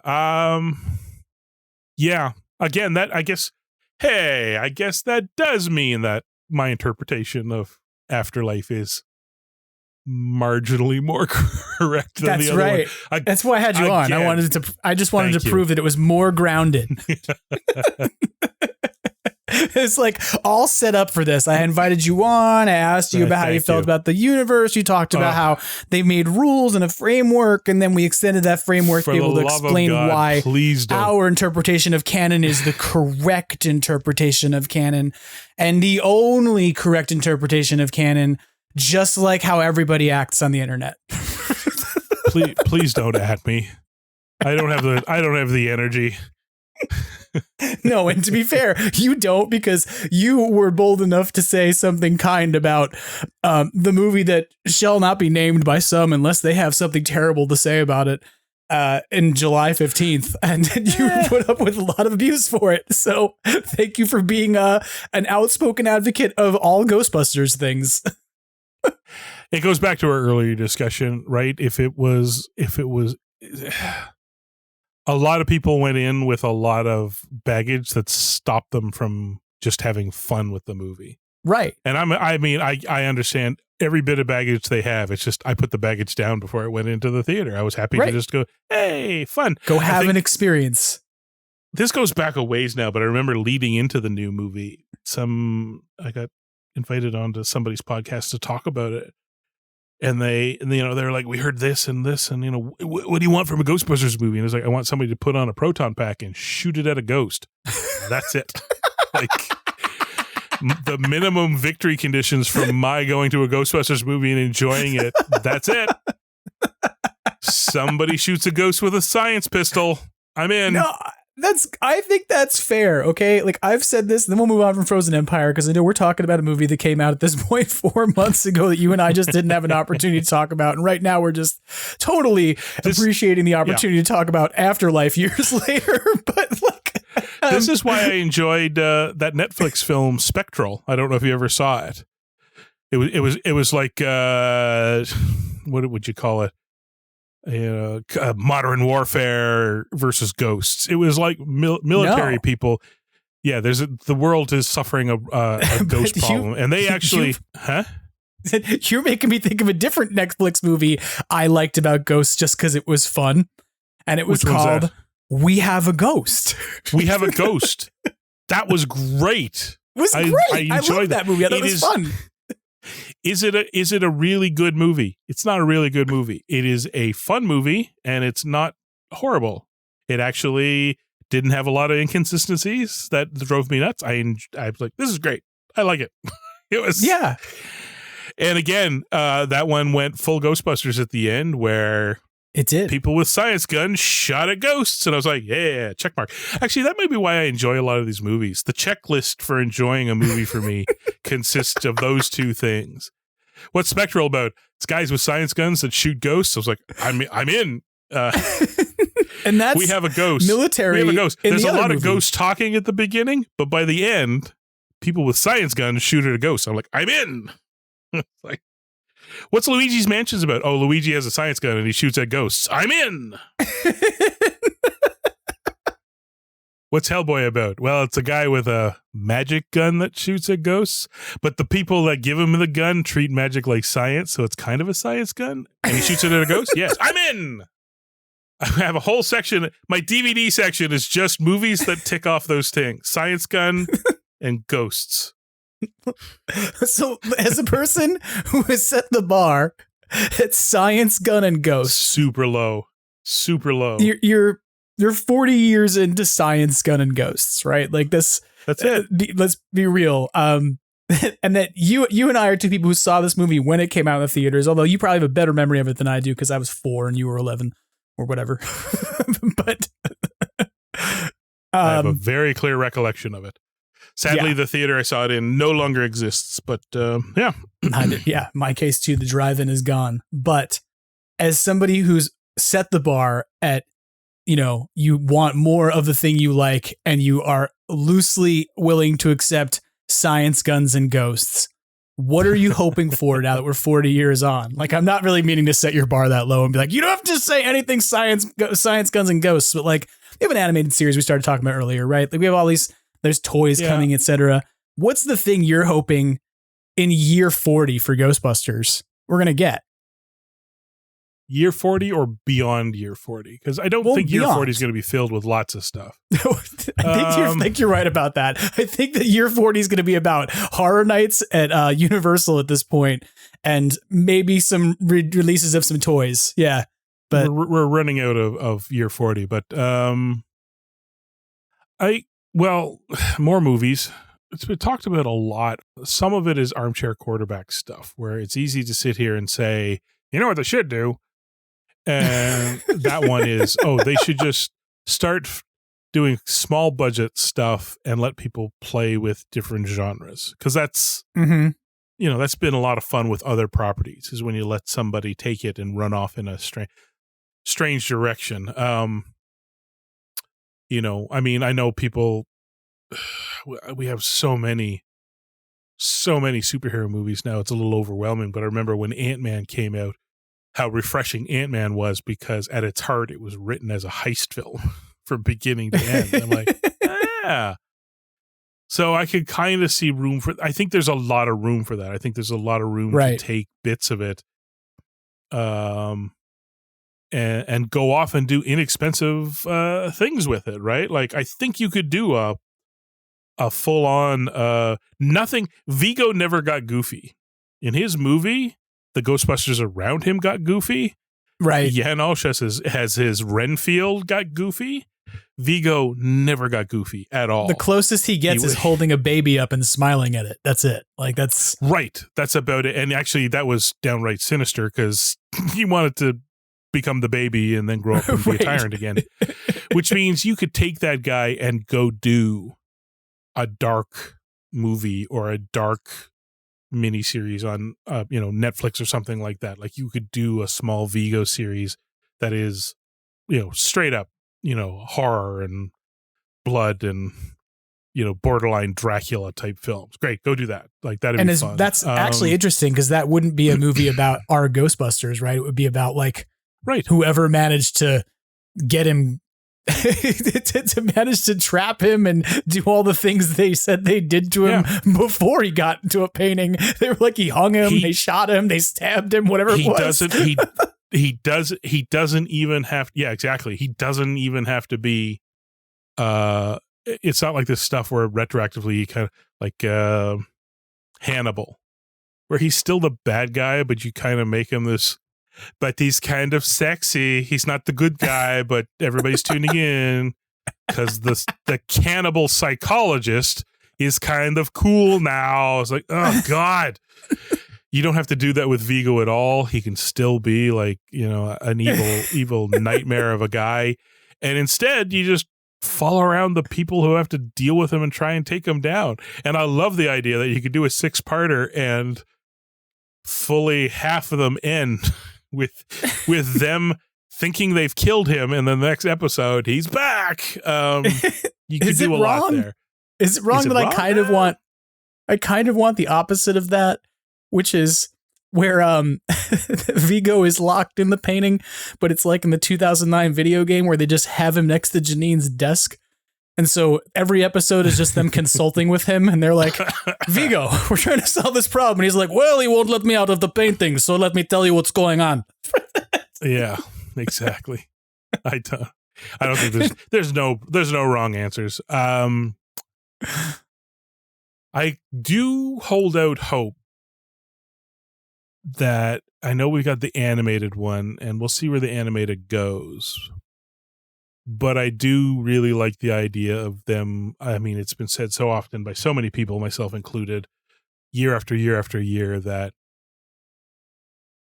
it was hard to conceive of prior to 2000, maybe, But whenever Buffy the Vampire Slayer took off, Mm-hmm. the world filled up with weekly serialized comedy fantasy dramas Sure.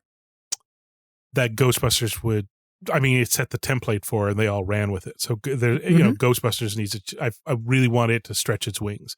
Supernatural's another good example, right? Like, Yes. you need a world with rules, which we have now, and let them.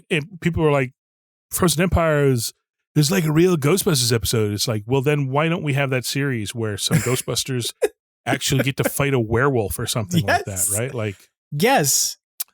This is what I want. It's like funny you're saying this because this is what I want. Everybody does.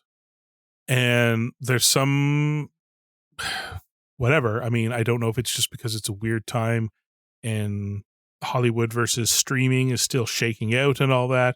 I think we will get that. I think it's inevitable.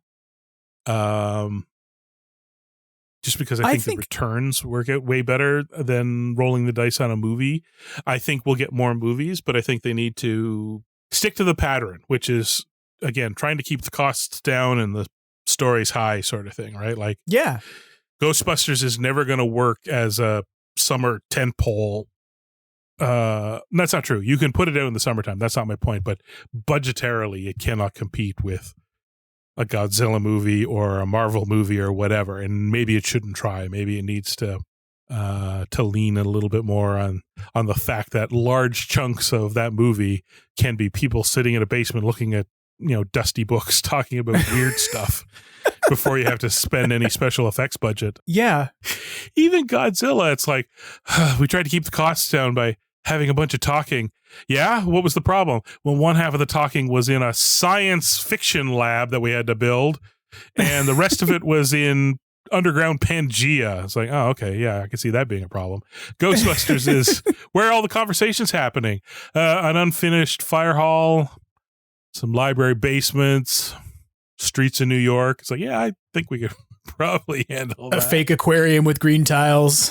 Yeah, like that has a donkey pen that went unused for some reason. Come on, I want to know the answer to this question.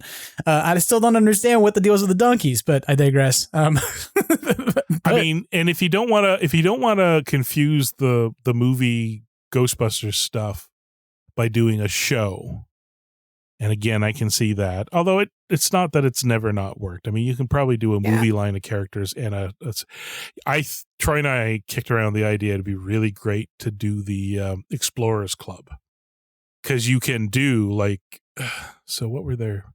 Oh, you mean the Manhattan Adventure Society, like that?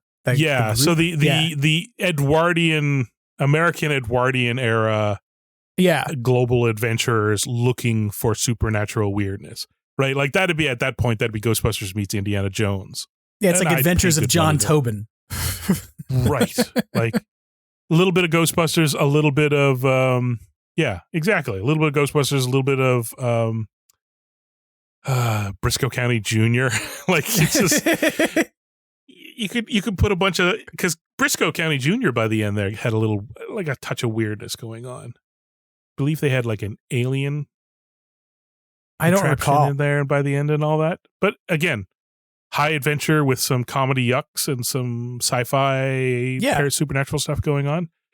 And then Troy and I hedged our bets by saying, and you know, if you're not going to shell out for any of that in film and television, write some books. Like pay somebody to tell these stories in books. Right. Sell 25,000 copies. They'll sell out because we'll all want a copy, and it'll just give us more Ghostbusters stories. I like the idea of television, I'm not going to lie. And what I really want, and this is something that I have been thinking about in my brain for a while, and I'm maybe articulating out loud for the first time. We'll see. I often make parallels about Star Trek when I talk about Ghostbusters, in part because I like Star Trek almost as much as I like Ghostbusters, and I know a ton about it. But I have been really impressed by what Paramount has done with Star Trek in the last, say, 5 years. Like, I wasn't thrilled about JJ Trek when it happened, and it was like, oh, we're going to reboot things, and we're going to yell about how it's not your father's Star Trek and all this nonsense. It really didn't make me happy, right? I was like, I don't want you to do something completely different. I want to feel included. in the thing that I've appreciated for a really long time. And what I love about the current like age of Star Trek is like, this is an actual thing that happened. Like they made Star Trek Prodigy, right? They have this cartoon show that's been designed for kids, but I want to watch it because the characters in it are from Voyager. So it's like, whoa, like Admiral Janeway's in this. And it turns out Chakotay's been missing since the show that I watched in the 90s. And I want to know what happened to him. But then there's like an episode of, what is it? Like A Strange New Worlds, I think, where like Lieutenant Boimler, who is an animated character on Prodigy, steps through a portal in the animated world and steps out onto like the planet in the live action universe. And it's by the same actor because they've decided to draw the characters looking like their actual real world counterparts. And so this animated character can walk out of an animated show into a real life show from the future in that world, because Strange New Worlds is happening in the 23rd century or whatever, and the other one's happening in the 24th. But like the point is that there's this weirdness where these two shows that have narrative canons live 100 years apart from each other, but they can have a successful crossover that fans like. They don't look at it and go like, oh, it was random fan service. No, it's like, this is an actual well-strategized thing where you can have an animated series and a live action series, and they can talk to each other. Like they can inform each other in a way. And that's really cool. Like, and I want to see Ghostbusters do something like that, where you can say, yeah, you got an animated show for kids and you got a show that's for adults, but because it's a family thing, you're going to want to watch them together. You know, I rewatched The Strange New Worlds with the Lower Decks crossover 2 days ago, I think. Lower Decks, thank you. I was thinking Prodigy. That's the wrong show. There's two animated shows out there. Yeah, it's the animated one. That's one's computer animated. The other is more traditional animation. Yeah.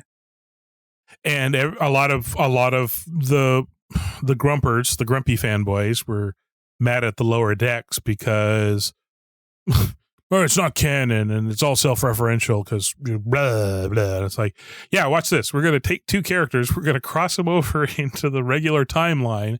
They will fit perfectly and then they'll go back. I agree with you. I think Star Trek has come up when Troy and I kick this stuff around a lot too. And the reason the Star Trek thing is so impressive is, yes, they go off into all different directions. They do wildly different things, but they all stick to canon. And better yet, what's most interesting is Star Trek stuff has shown that you can have fun and tell good stories in cornered narrative threads, if you want to put it that way, right? Sure. So they started with Discovery. I had a lot of fun. I enjoyed Discovery. Star Trek Everybody Hugs, as I calls it. It's not I'm not against it, but there's a lot of hugging, and I'm down with it. That's fine. Kirk never hugged half as much as they did on Discovery, but it's Star Trek. Right. Everybody hugs. Captain Picard hugged nobody ever. Nobody. They did that just barely long enough to bring in Anson Mount as Pike. And everybody was like, that's a great Pike. You're going to do your own show, right? And they're like, yes, we absolutely are. Discovery then loped off 1,000 years ahead. Mm-hmm. So suddenly they're not clashing with anything, which was good because they had a ship that was kind of weirdly breaking the regular timeline. Right. So they threw it off into the future where it could do whatever it wanted and would never cause a problem with the regular timeline. They then spin off Pike into his own series, and they just made it a cornerstone of the series that we know that his second in command is going to go off to bigger and better things in the original series. At least half the characters, we know what their future is. And one of them is the captain who's going to, we know what his, and it's not a great ending, but they're going to do it anyways. They're like, we got 5 years, so we're going to have some real fun. Here we go. Mm-hmm. You could absolutely then do that with Ghostbusters. Like we talked about that even if it was just as a book, there's a story to be told between Ghostbusters 2 and Afterlife that 100% needs to be told. And there's been no hints about how they're going to fill that in at all. No. I don't know if they're intending that maybe they'll get to it in subsequent films, or if they're kind of hoping that, I mean, I'd love it if they turned it into a series. I honestly thought that's where the Dark Horse series was going to go when Jason and Gil got up at Ectofest in like 2022 or whatever it was, right? It was like the Afterlife came out in November of 2021. That following June, they do Ectofest, and Jason and Gil get up on a stage and talk to us about how there's going to be a soft canon between this forthcoming movie, the comic books, and the video game. And what they said that the comic book would focus on an era of Ghostbusters that we hadn't heard about yet. And so I presumed that meant that they didn't really mean the one between Afterlife and Frozen Empire, but rather one that would have been between Ghostbusters 2 and Afterlife. And ironically, in a weird way, what is currently filling the gap on that is Nick Ross's Ectosism, right? Is sort of a fan-produced take on that, where he's essentially doing some sense of oil and digital pastiche to do a comic book that looks like it would have been a movie that took place between those 2 points, you know, but it's kind of weird that you're right. Like, we don't have any filler in that. And I think that for many people, that's why it was like so hard to swallow for some people when they listen to Ray talk about Egon and Afterlife, and they're like, wait, what? Like, what do you mean they're not friends anymore? Wait, what do you mean he hopes he doesn't want to know him? Wait, what do you mean he wants him to rot in hell? Like, wait. Yeah. So, I mean, there's room at the end of Back in Town. It makes it pretty clear that there's still space after Back in Town before Frozen Empire takes off. And Dark Horse has said they're going to tell more stories after Back in Town. Whether or not they touch on the Spengler stuff, I don't know. It's just that stuff is such a serious... That's a real serious story to dig into. I don't know if a comic is going to be able to... my fear is that maybe they will try to do it in the comic, and the trouble is comics can be very... weighty and pack a punch, but more often than not, they, if you're not careful, they don't.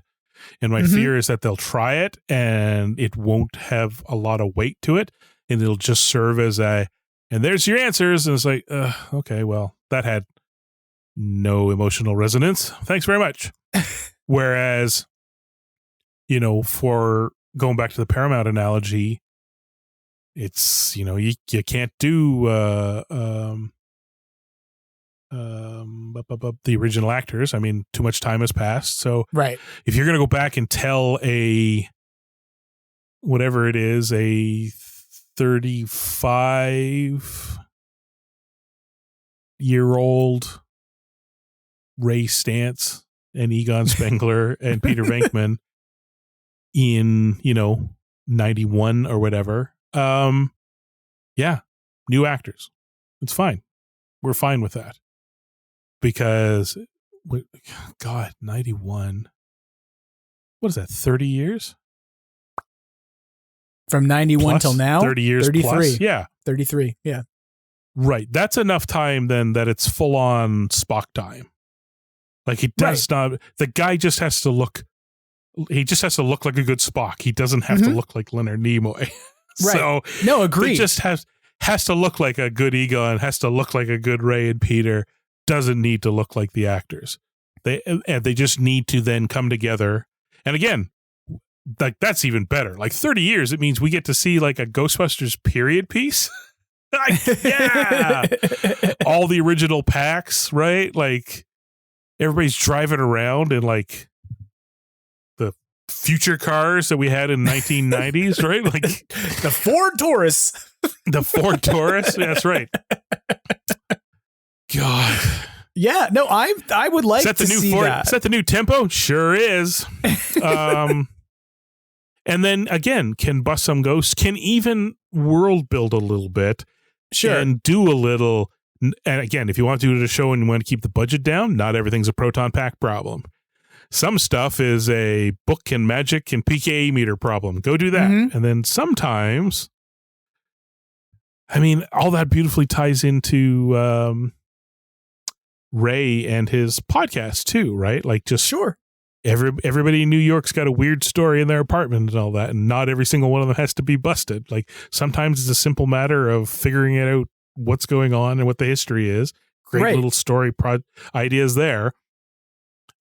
And then in the background is Egon's growing paranoia over the Gozer disturbance and what, Shandor was up to. And you just made me go think. Tell that story.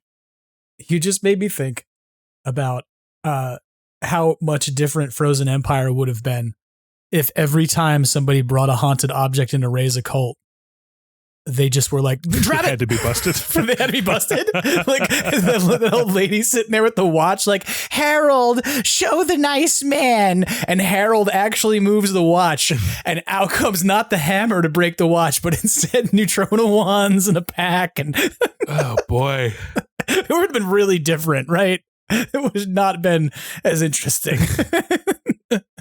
It turned, and this is interesting because just this past week, so Troy and I, the thought experiment for the episode was if you could change one thing. Right. And one of the things we discussed about the first Ghostbusters was it works fine as is. So this is completely wishful thinking, was it would be cool to dig into the characters a lot deeper. Mm-hmm. And that's what a show would do, right? Again, it's now a character driven series based around the guys. Yeah. And told right can fill in all the blanks that didn't need to be filled in the first two movies, but just kind of enhances it. Yes. And sets up what's to come. It ends with the falling out. It ends because that's the thing. It's not a lot of time between to have been that estranged and separated that you don't know about you've never met your grandchildren, and you separated from your daughter when she was still very, very young. Right. Like they've got to part ways pretty darn quick after the second movie. And I don't mean that in a couple of months, but I mean, you've got a couple to 3 years of storytelling that you can cover where Egon gets more insistent and the guys get more, you're crazy, and can end with a falling out. And that's a heck of a way to end a series. I'll tell you that much. It would be, right. But I mean, like, it's kind of funny that you say this because for many years I've been saying that, like, longer than I've had the podcast, that I have a weird love-hate relationship with Star Trek Enterprise. Because like the first 2 seasons of Enterprise are like, Jesus, this is unequivocal. The humans are too stupid to be in space. And also there's a time Cold War and oh my God. But somewhere around like the second half of the 3rd season and the entire 4th season, the writers were just like, well, let's do like soft canon discussion of things from within the universe. Like, let's explain why it is that the Klingons of the original series had no ridges, but the Klingons of everything from the 1990s forward have ridges on their foreheads. Let's like make an entire plot line around that. And also let's have it involve something to do with the Noonien Soongs, like the sort of Khan and the Wrath of Khan, like legacy. Let's have that all just take place over the series of a season in the background of things. And it doesn't harm any of the existing canon. All it does is supplement it. It actually gives you some more kernels and understanding of how it is that different points that you know about from the canon that have been referenced took place. I think that there's so many pieces like that in Ghostbusters that I would like to see explored, and I don't think they can be done cinematically in that big structure of like a Star Wars movie. I think that television is the place to do that, and so the part that drives me the craziest about it, I think, is if you go on the Sony tour, what you see lots of being done on the lot, what they're very good at doing is shooting television. Like that's what's going on in the Sony lot all the time is shooting TV, whether it's, there's game shows, but it's like the Goldbergs were shot there. They essentially reconstructed 1980s Philadelphia and Pennsylvania in rooms, and in stages. And if you had that kind of structure, you could have some stability for actors to come in and do daily work on the lot in a context they're very good at, where all the resources they need are there. They're right there. Like there's like do you need an Ecto 1? I can show you 2. They're on the lot right there. Like so to me, I go, maybe I'm being simplistic, but I almost wonder why it is that they haven't done this, given the fact that they have such a wealth and a depth in television production that exists there. And instead there's a commitment to a big cinematic effort, is sort of the thing to make Ghostbusters succeed. So it's not a judgment to be like, it's the wrong strategy, as much as I go, why not do this too? The really cynical answer there is that it all comes down to the streaming future hasn't sorted itself out. Like it hit its peak in the last 5 years and is now causing all sorts of problems because things got to normalize. When it was Netflix, it worked great because it was just Netflix. And then other people tried to, it became a competition, and Sony doesn't have its own streaming, really. Right. Sort of does. Had Crackle. Does it still have Crackle? But nobody watches Crackle, I guess. I don't know. If they do, it only goes to PlayStation Network. I'm kidding. That's not true. But there's a chance it can still happen, but the trick is that if you don't have your own streaming network, it means you're splitting the returns with somebody. Right. You're going to put it out on some platform and you have to share the money.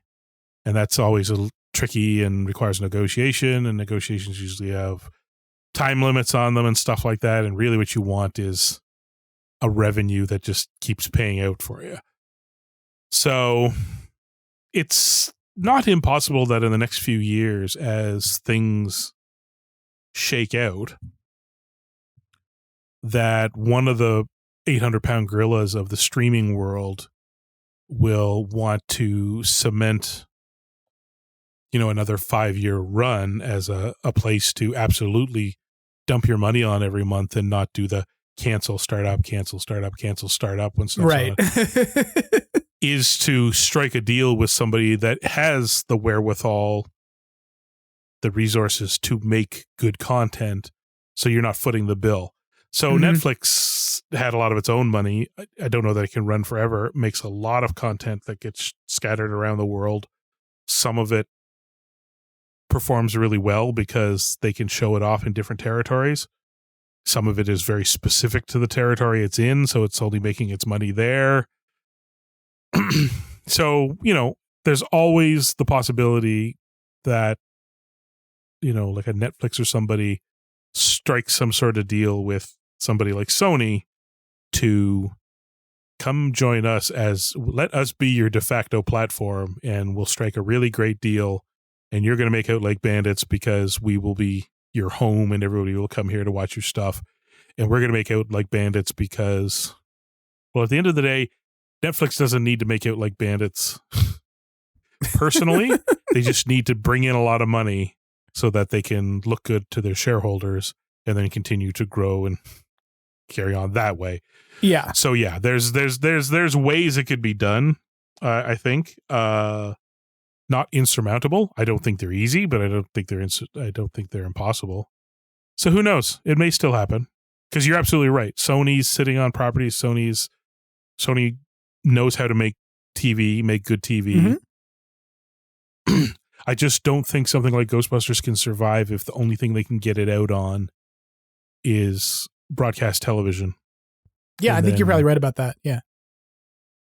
And even then, that's part of the shakeout equation, because a lot of previously terrestrial / cable now networks are now they're looking at their numbers going, this can't go on forever. Right. So here in Canada, we have like Crave, which is kind of an amalgam of a bunch of different networks brought together. HBO, some ABC shows. No, that would be Disney. Maybe CBS shows. I don't know. But anyways, it's and you can see things like in Prime where they're like, right, you don't want to pay for $15 a month for whatever 10 different streaming things. But what if you subscribe to them through Amazon Prime? So we're going to charge you once a year And then every month you pay us what amounts to a discounted per month for these things. Gotcha. And then they're all in one place. You can just come to us and see it all there. So that might become part of the equation too, where terrestrial television keeps doing its own thing, but makes it easier for you to stream it. I don't know. This is just me. This is me practicing I'm trying to bring this reality into focus. Make this reality happen, please. I want it. Because of everything we just talked about, right? Sony could absolutely make a great Tobin series. They could make an absolute, with early touches on, who's the big bad of the Tobin series? Shandor. Mm-hmm. They can do a great Vigo thing, and they can do a lot of great 90s era Ghostbusters series stuff and fill in some blanks for us. And at the end of the day, I mean, Podcast Bet, it's not like the people that work at these companies, we say these things like fans, like, they're so stupid. Why don't they do this obvious thing? It's like, no, I guarantee you there have been ample meetings and there are documents and memos everywhere where they were like, what about this? What about this? What about this? And for whatever reason, they're like, can't at this time. Right. So literally, we may just be sitting here going, I don't think either you or I are doing that. I don't think we're doing the like, there's stupid people. I don't think we're doing the, we respectfully appreciate what you create and we like you, but we also think you could do this. It's so obvious that they could just get all the money in the world if they just did this one thing. It's like, no, they've probably thought about it. And at the end of the day, there's a lot of stuff too that we just don't understand too, right? Like we would absolutely do that if it wasn't for X or Y or Z or whatever, right? Like, so that's neither here nor there. But it gives me hope then that, like I said, smart people, they're all fans too. They're sitting around staring at this thing, going, if an opportunity arises, they will jump at it. So yeah, fingers crossed. I hope we get some of these things in the future. I would love to see some of these televised series ideas that you and I have. Maybe we should go off and start writing spec scripts or something and submitting them to people who will go, why did you do this? Don't send these to us, you idiots. But it's time for the return of fanzines. Time to photocopied fanzines that we mail around the world to other fans. Eric Reich right now is like, no, don't encourage this. I don't need this much mail. Hey, sorry, if any of you guys want to write slash fiction, you go for it. You do you.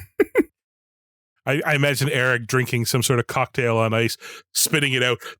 No, no slash fiction. If you're gonna do some slash fiction, maybe the best place to do it is in our preferred medium, maybe in podcasting. I don't know, but that would be weird.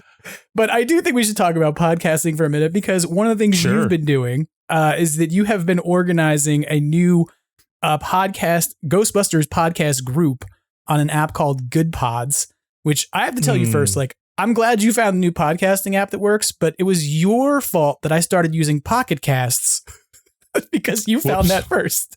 So now I'm going to make you go to another podcast app because you found something else. So good job. But I still have Pocket Casts on my thing. But Pocket Casts over time was just, I think it was kind of a backup because there was some stuff. Oh, that's what it was. So I was on Stitcher at the time, and I was happily paying for Stitcher because Stitcher had their own exclusive content. Right. And there was a few things on there that I really enjoyed, and I was okay paying, their nominal amount sort of thing. And then they stopped, and I was like, well, I'm taking my ball and I'm going to Google Podcasts. And they were like, yeah, we're shutting down Google Podcasts. And it's like, dang it. So Podcasts was in the background because there was some stuff on Stitcher or not on Stitcher that I couldn't get there. So I would use the other one to download to, and that was awkward. I hated that one. I was like, and now I want to listen to that show, so I'll switch to this other app. So when Google shut down, I went looking, and it was like auditioning. Oh yeah. God, it's the worst too. Cause what I hate is that when you download something in the App Store on iTunes, it's like, great, this is yours forever. And it's like, I really don't want it. I try to listen to it, and I was like, yeah, this is not what I want. And it's like, doesn't matter. It's marked forever. You own a copy. I'm like, ugh.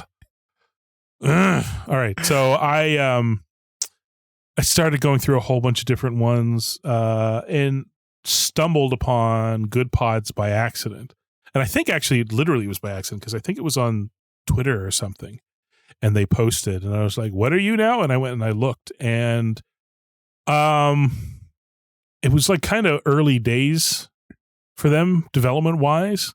Like there's some wires hanging loose here and there, but the way you went in to look for content and the way you browsed for content and then the way you subscribed to content and then the way you organized new episodes for listening and all that, I was like, yes, yeah, I can touch however I want. And this is actually a lot more of what I liked on Stitcher and stuff like that.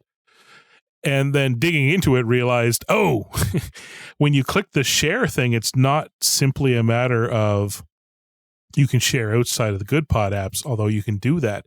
They've built in some social stuff as well, where you can follow other people in their accounts. So if they like something, you can go see what they're listening to. And if you like it, you can, give it a thumbs up and well, not thumbs up. Is it a like or a heart or something?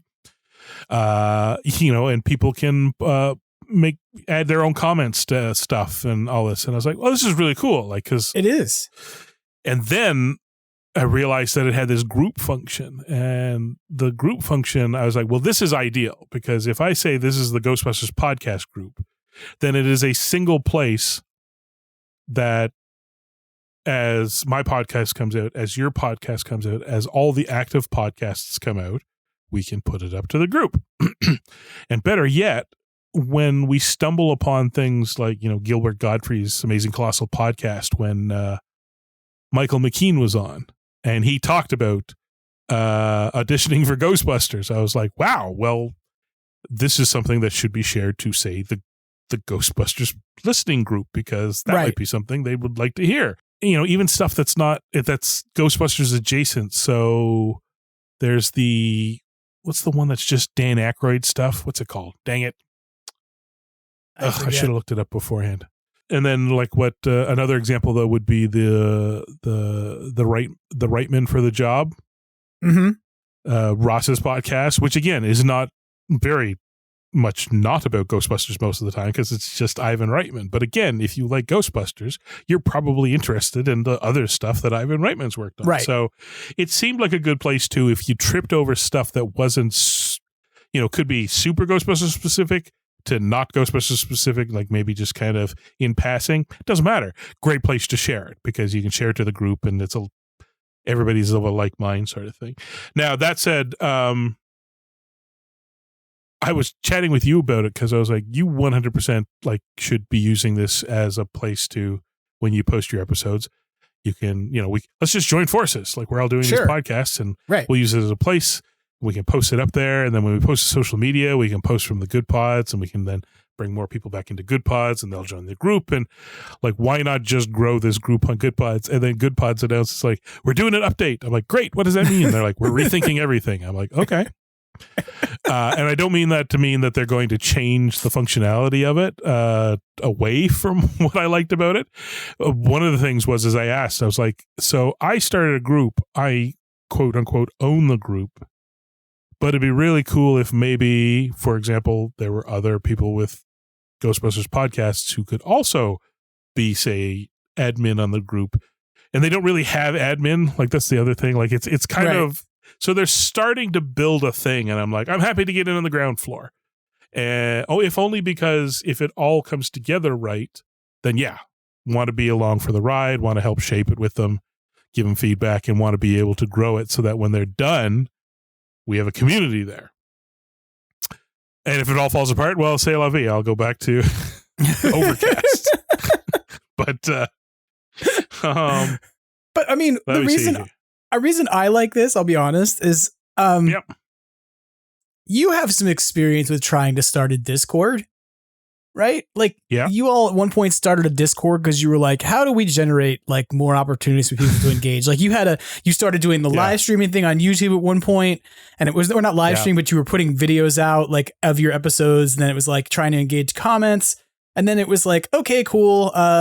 We've got a Discord, but then there wasn't necessarily an opportunity to engage everybody in your Discord all the time, so it didn't really get used as much. And I've been thinking about this a lot. Like, where do I want to have more conversation happening around Extraplasm? And my issue is that, like, every podcast I listen to has a Discord. Like, How Did This Get Made has a Discord, right? Like, The Greatest Generation, which is a Star Trek podcast, like, has a Discord. Like, all of these different podcasts I listen to, like, Paul Scheer has like 5 different Discords for different podcasts he has. It's crazy. Yeah. And to me, it's like, that is too much. Like, I can't be in this many Discord conversations. At the same time, I struggle because I look back and I'm like, okay, not all of the people who I talk to are on Facebook. Not all the people I talk to are on Instagram. And more often than not, I think like a lot of these fan communities around podcasts that really thrive well are not run by the people who are running the podcast. They are like Discords who are set up by fans who decide, hey, we found each other and we like what we're doing and we want to meet up and do things. And so what I like about Goodpods is it kind of creates like the organic space to do that around a show for people who are listening and who want to say like, hey, here's some really cool information I found about this episode, or hey, here's the thing I can tag up and add. And it's right there with the episode for anybody who's using the app. It's all in one place. I mean, naturally up to now, it's made sense to do a podcast and then please come talk to us on the social medias because there was no other option. Right. And this is what I liked about Goodpods is, and it's one of the things I didn't mention is that when any podcast you listen to, you can comment on. If I post a podcast to the group, other people can listen to it and give a thumbs up, subscribe to it if they like it, and comment on it, right? Like you can have a bit of a discussion right there. I don't know if it's obviously not as robust as Discord, and I'm kind of hoping that maybe that's the way Goodpods will go, is that they'll make that side of things a little more robust, because then what it means that is and they do that, they talk on social media, it's like, hey, do you have a podcast? Let us know so we can help promote it and stuff like that. They are very focused on podcasters and promoting them. So it's kind of like what it means then is as podcasters, we have this central point with Goodpods that makes perfect natural sense because it's also the place that we are, one of the things we're distributing our podcasts through. Mm-hmm. And like I said, we're going to try and grow this group that is not just my podcast, me. It's and your podcast and that guy's podcast and the one I was looking up, the Dan Aykroyd podcast. I should have guessed that name, to be honest. And his is like the right man for the jobs. It's just looking at Dan Aykroyd stuff. Although he does a lot more Ghostbusters stuff. I think this last episode was on the video game. Stuff like that. And then, like I said, if they could just expand it a bit so that individual episodes can hold a lots of person, large discussion sort of thing.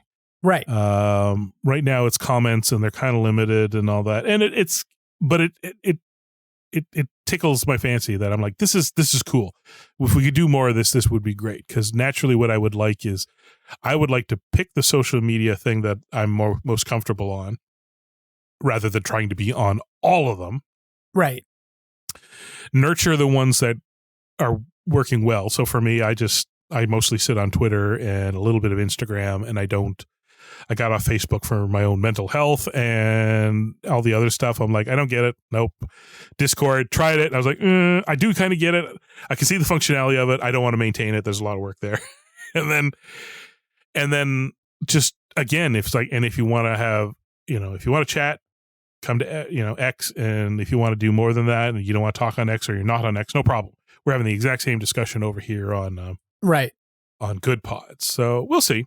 There's no timeline that they mentioned, but I'm hoping relatively soon we'll see what they're working on and what they're going to try. They've been very responsive. I think that's what I liked as well too, is that I picked them up over the Christmas holidays, and because I had no work to do, I'm just sitting around, sipping mulled wine and rum spiked hot chocolates, and 11:30 at night, I'm like, I found a bug, screenshot, and then I go to the thing, contact us, and it's like, I love your app, but found bug, sorry, grog touched, grog broke, and then figured they'll get back to me when they can.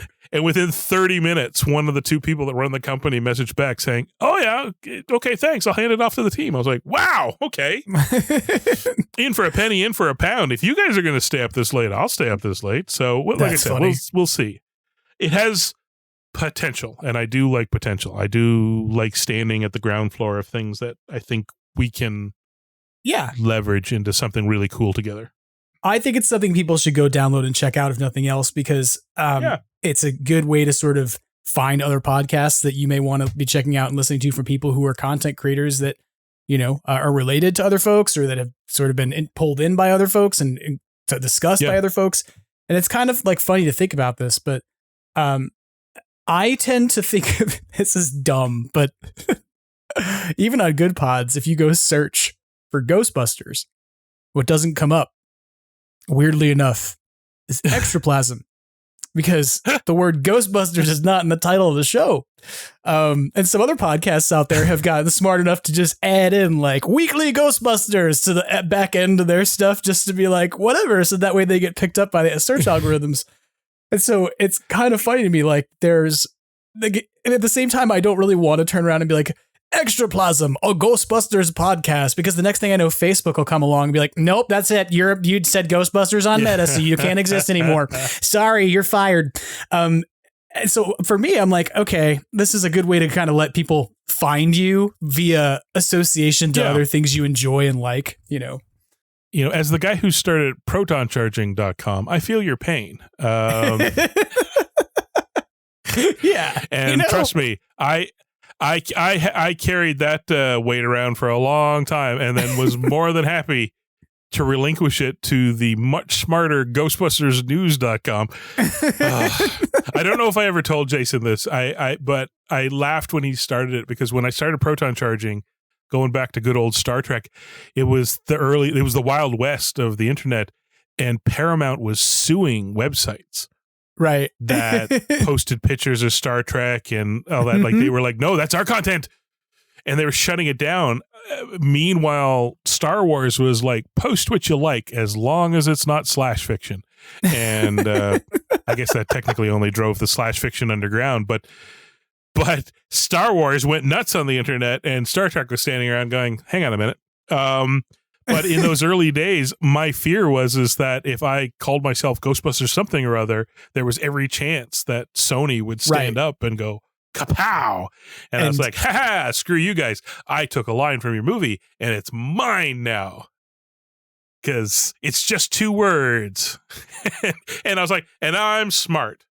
That's why, if you think about it, Jason over at Ghostbusters News had to rename his Facebook page to GhostbustersNews.com, all one word, because that way the meta filter was hopefully less likely to find the word Ghostbusters as a standalone thing and destroy him from orbit.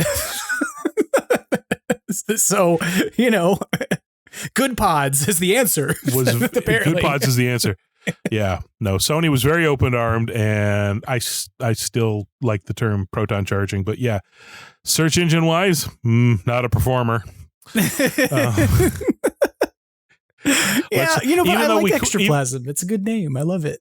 No, you know what? I'm not disparaging yours at all. I think it's a great name as well, but it does have that one flaw, which is if you can't say Ghostbusters in it, or you don't say Ghostbusters in it, it's a bit of an uphill struggle. Now that said, you're 92 episodes in, you said? 92. Well done. See, even in spite of that, you've done very well. Well, part of that is because you and Troy have been so kind that you mention Extraplasm all the time on the Crossrip, and sometimes I admittedly get overwhelmed and busy lately and have to catch up on episodes of your show. And when I do, I'm like, oh my God, they said the name, they referenced Extraplasm again. And even today, somebody messaged me and said, did you listen to today's episode yet? And I was like, I'm about halfway through. And they're like, oh, because they talk about your show a few times. And I was like, oh, okay. And then like 30 seconds later, it's like on Extraplasm. I was like, okay, cool. That is one part being supportive. That's one part being supportive and one part laziness, because we are more than happy to go. Don't ask us for content. Go talk to these guys. These guys are working hard. Go talk to them. Hey, you happy to point you guys over that way. For a very long time, you did the weekly the weekly work, and now you do the weekly work a little less. You did it consistently throughout the Frozen Empire stuff, and I think you had a month off between the 40th and the episode you had to come out. But I mean, you guys are getting to it when you can, and when you do, it's good because you're bring in a good conversation, and you've sort of had time to process and think about things.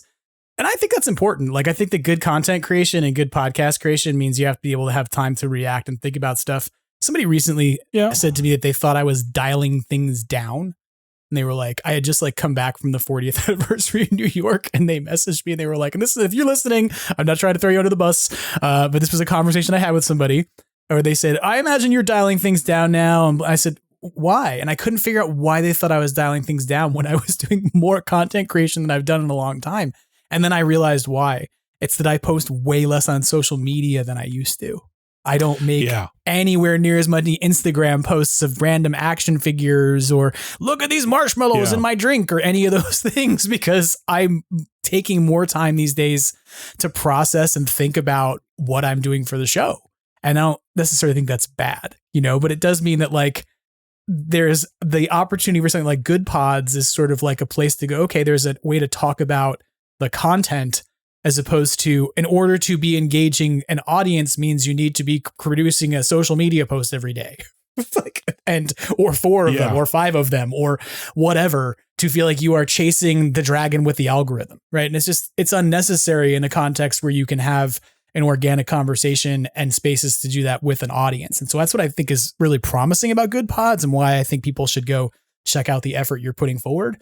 And I appreciate that you're doing it, and that you were kind enough to invite me to sort of be a part of, the nascentness of this, if that's a thing. But well, fingers crossed that when they do the update, they throw a lot more tools and options at us, and we can, because I think everything they do about listening to and finding and discovering in the traditional sense of a podcast app, I mean, it's on par with everything else. It's just kind of like different shades of whatever.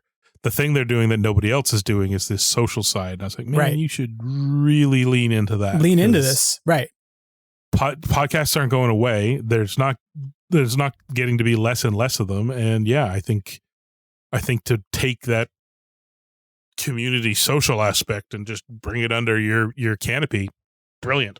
Yeah. So. And the final thing I'll say about that I think is really cool is, and this is by no means negative for anybody out there listening via YouTube, but this is like a weird thing to think about that I think you could probably identify with as a podcast person who's like been producing content for a long time.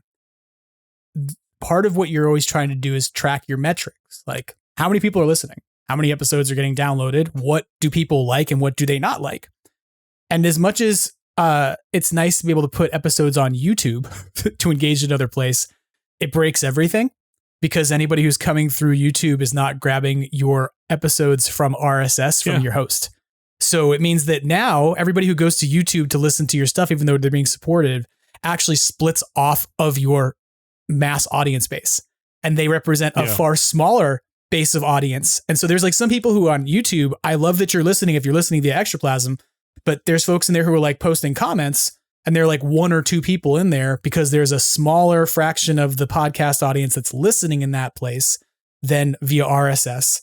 And so they get counted differently, and they're also sort of removed from the other social networks where I am more actively engaged. And so it's a thing where I don't want to tell people like, don't listen via YouTube, because it's like not my answer to this, but it is kind of one of those things where I go, I wish there was a better place to centralize the discourse about the podcast, so that people who, regardless of where they're listening, could be able even just to come via an app or a website or etc. And they don't have to be on a specific social media platform. And so one of the things I'm hopeful for that Goodpods will do is that as they kind of look at this redesign, currently Groups is only accessible via the app and not via the web. And so I'm hopeful that they will go to the web, so they're not platform dependent, if that makes sense. Like, yeah. I think I'm glad you mentioned that, because it was one of the things I was thinking about too, is you can access your account on the website. It has all the usual stuff there. And obviously it's a little easier to type on a keyboard than it is on a phone if you want to type comments and all that. But yes, it needs all of that. I think that's the place that might be the way that they can add in that conversational stuff is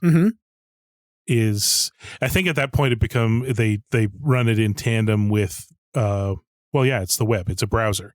So even if you throw the laptop out the window or your computer out the window, if you're in the app, it could be, for example, that you go into the social and the groups thing and you can see the first line of somebody's comment or the first whatever characters they have now. But if it continues on and you click more, it just loads out into your browser to the website version of their thing, at which point you can read everybody's long posts and whatever, right? Like I said, they haven't dropped any hints about what they're up to, but they did say they were rethinking groups, and I hope that means that there's a lot of rethinking about the social side, because it'd be perfect. I think I'm more than happy to giving podcasts that social media bump that they don't really have on their own, so that we don't necessarily have to play the game on all these other social platforms. Because like your point about the YouTube thing, it splits your audience, it splits your numbers and your metrics, it skews all that stuff. It often takes a little bit extra work because you can't just can't play the sound. You gotta do a thing or pay for the software to do the automatic graphic with the sound wave. Or those of you out there listening to Extraplasm via YouTube over the last couple of weeks might have noticed that the video that is usually posted that has a waveform in it and the title of like who's on the show has been completely replaced by just a square graphic of the podcast's logo. And that is because YouTube will now automatically generate a video for you from the RSS feed. But when it does it doesn't put in anything customized. It doesn't do any of those things. But I kind of let it for a few weeks because, quite frankly, my operating system up and died. And the only reason I was using Adobe After Effects was to generate a waveform for YouTube. So I went, we're going to wait. That's going to have to wait until everything else gets done so I can get back to a point where I can render a video and add an additional step of putting together a video to render, taking 2 hours to render it out, uploading it, etc. And it does. It creates another level and a step of production. So it's not because again, this is not to be like, if you're listening on YouTube, quit. But like, it is to say that Goodpods, I think, is a good example of, even though it's something relatively new, that I think we might be able to utilize and leverage. And so if people want to do that, they can download the Goodpods app from the Apple App Store or the Android App Store. The Play Store, I think it's called. I should know that. I own an Android phone and not an Apple phone. Download Goodpods, and then in the group function, after you make your account, you're looking for the group called Planet Ghostbusters. But you can probably just search in Ghostbusters because there's only one group that is currently curated. I said that. Somebody's going to go start one now. Just because somebody was smart enough not to call it proton charging. Oh, okay. You should have put both for fun. That was my, I don't know what I was going to do with it, but on Facebook, I started Planet Ghostbusters because I was and I think if you type in Planet Ghostbusters, it forwards to proton charging, although proton charge doesn't really currently exist and all that, because I was like, at some point, if I want to be Ghostbusters centric and get noticed, maybe I should put Ghostbusters into the title there somewhere. But the other thing I should say, and I mentioned, is just how responsive Goodpods is. I think people should try it out. If it's not to your liking, they're quite responsive to feedback. I mean, you can say, I like your podcast app, but this I don't like, or this is weird, or whatever. And now's the time, because they've always been taking in feedback. And right now they're absolutely listening to. So again, you could come in and help shape the app towards all this stuff we've been, hoping for. So yeah. So I hope people will check it out. Chris, I think we've kind of covered what people can get out of using Goodpods, and we have a pretty good idea of what you and I want for the future. We have a pretty good idea of how you and I feel about Egon's experience in Afterlife. And the Frozen Empire is a fun movie. I want to encourage everybody to, if you're not already for some reason, you should be subscribed and listening to the Ghostbusters Interdimensional Crossrip podcast with Chris Stewart. And of course, our other friend of the podcast, Troy Benjamin. It is essentially the podcast that gave birth to this one and was the genesis of it. And if it didn't exist first, I might not have ever made this. But Extraplasm exists in large part because the Crossrip existed first. And when the Crossrip was less regular because changes happened in people's lives, I felt sad and wanted more Ghostbusters podcasts. And so I always am very appreciative of you, Chris, because you and Troy blazed the trail and blazed the path, along with folks from like Yes Have some other places. If it wasn't blazed first, I don't know that Extraplasm would be at episode 92. So thank you. You're awesome. Thank you. I see what I've done. I gave a Canadian a compliment. Yeah, you shorted me out for a second there. I do appreciate that. I mean, we weren't the first. You mentioned your Canadian checklist number 3, Matt Provençal was yes. Those guys did, and then I know some of the guys down south had theirs back in the day. That was, I think, feeding off of. I think I was hosting them on Proton Charging way back when. There was a few, but yeah, Troy and I, tried to. There was a bridge, there was an opening, and like I said, we're just glad every day that people enjoy it as much as they do. But more to the point, we enjoy that. We if we gave any encouragement to yourself or Jason or anybody else that want to do a podcast, I don't know if we can take any credit for the German Ghostbusters, but whatewe'll say we did. Then that's great. And if there's anything that we're most grateful about, it's that everybody that enjoyed us while we were, doing the weekly thing. We're just glad that you guys are still kind of happy to, hang with us in a much more casual fashion. Because we kind of, as you said, we kind of dialed it back. Life just got in the way. There's stuff to do. Troy's off to become an astronaut or whatever he's doing, and just doesn't have the time. Well, he's 2 times the dad he was when you started, right? That's right. So, exactly. we love that we when the mood strikes us, we can come back and people are happy to listen to us and come join us. And then in the background, you're holding down the fort. You're the one who's putting in the weekly, and God bless you for that. Well, thank you. I appreciate that you are so kind to me and to Extraplasm to sort of spread the word about it over the last 2 years and continue to reference it and things. And it really does mean a lot to me that you all check the podcasts out and get something out of it enough that you feel like you need to tell other people about it when you make your own. It's not to get overly sentimental, but thank you. It's very kind. So don't stop. Well, Chris, I don't want to wait another, 9 months before you and I record another podcast because we went from October to July without jumping on mic and chatting with each other, and so much happened. So I hope that you'll come back and hang out with us again sometime soon. Yeah, let's check in at Halloween. No later than Halloween. All right, that sounds reasonable. And maybe around then we can turn in our spec script for our Ghostbusters television show, and then begin working on the Ghostbusters Panto play and bust that out for Christmas. Our spec script for Tobin Down the Road or something. We'll work on it. Tobin time. It's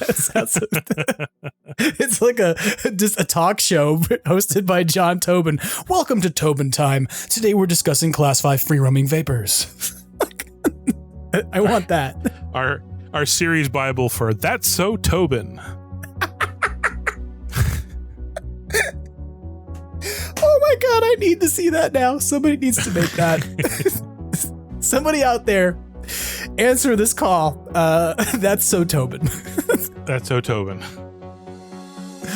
Chris, thank you so much for coming on Extraplasm this week. And again, please come back anytime you want, but definitely let's do it real soon. Okay.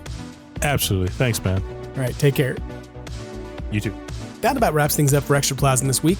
I want to say one final thank you to Chris Stewart for coming on the show, for being an amazing guest and a great conversationalist, because I love talking with him, but also, for being so supportive of Extraplasm. I sincerely mean it, that it's heartwarming when the folks who inspired you to go do a thing start talking about how the thing you are doing is good to other people. It's not something that I'm looking for. It's not something I had Chris on to, have him say or do, but it is really odd that he came on, and that the same day he came on, several people messaged me to say, hey, did you hear?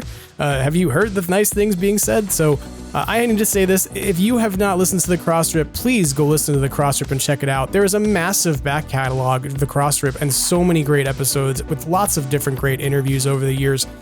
So please go check out the Crossrip for sure. Make sure you're following Proton Charging on Instagram and especially on X, because that's where you're going to find Chris the most often.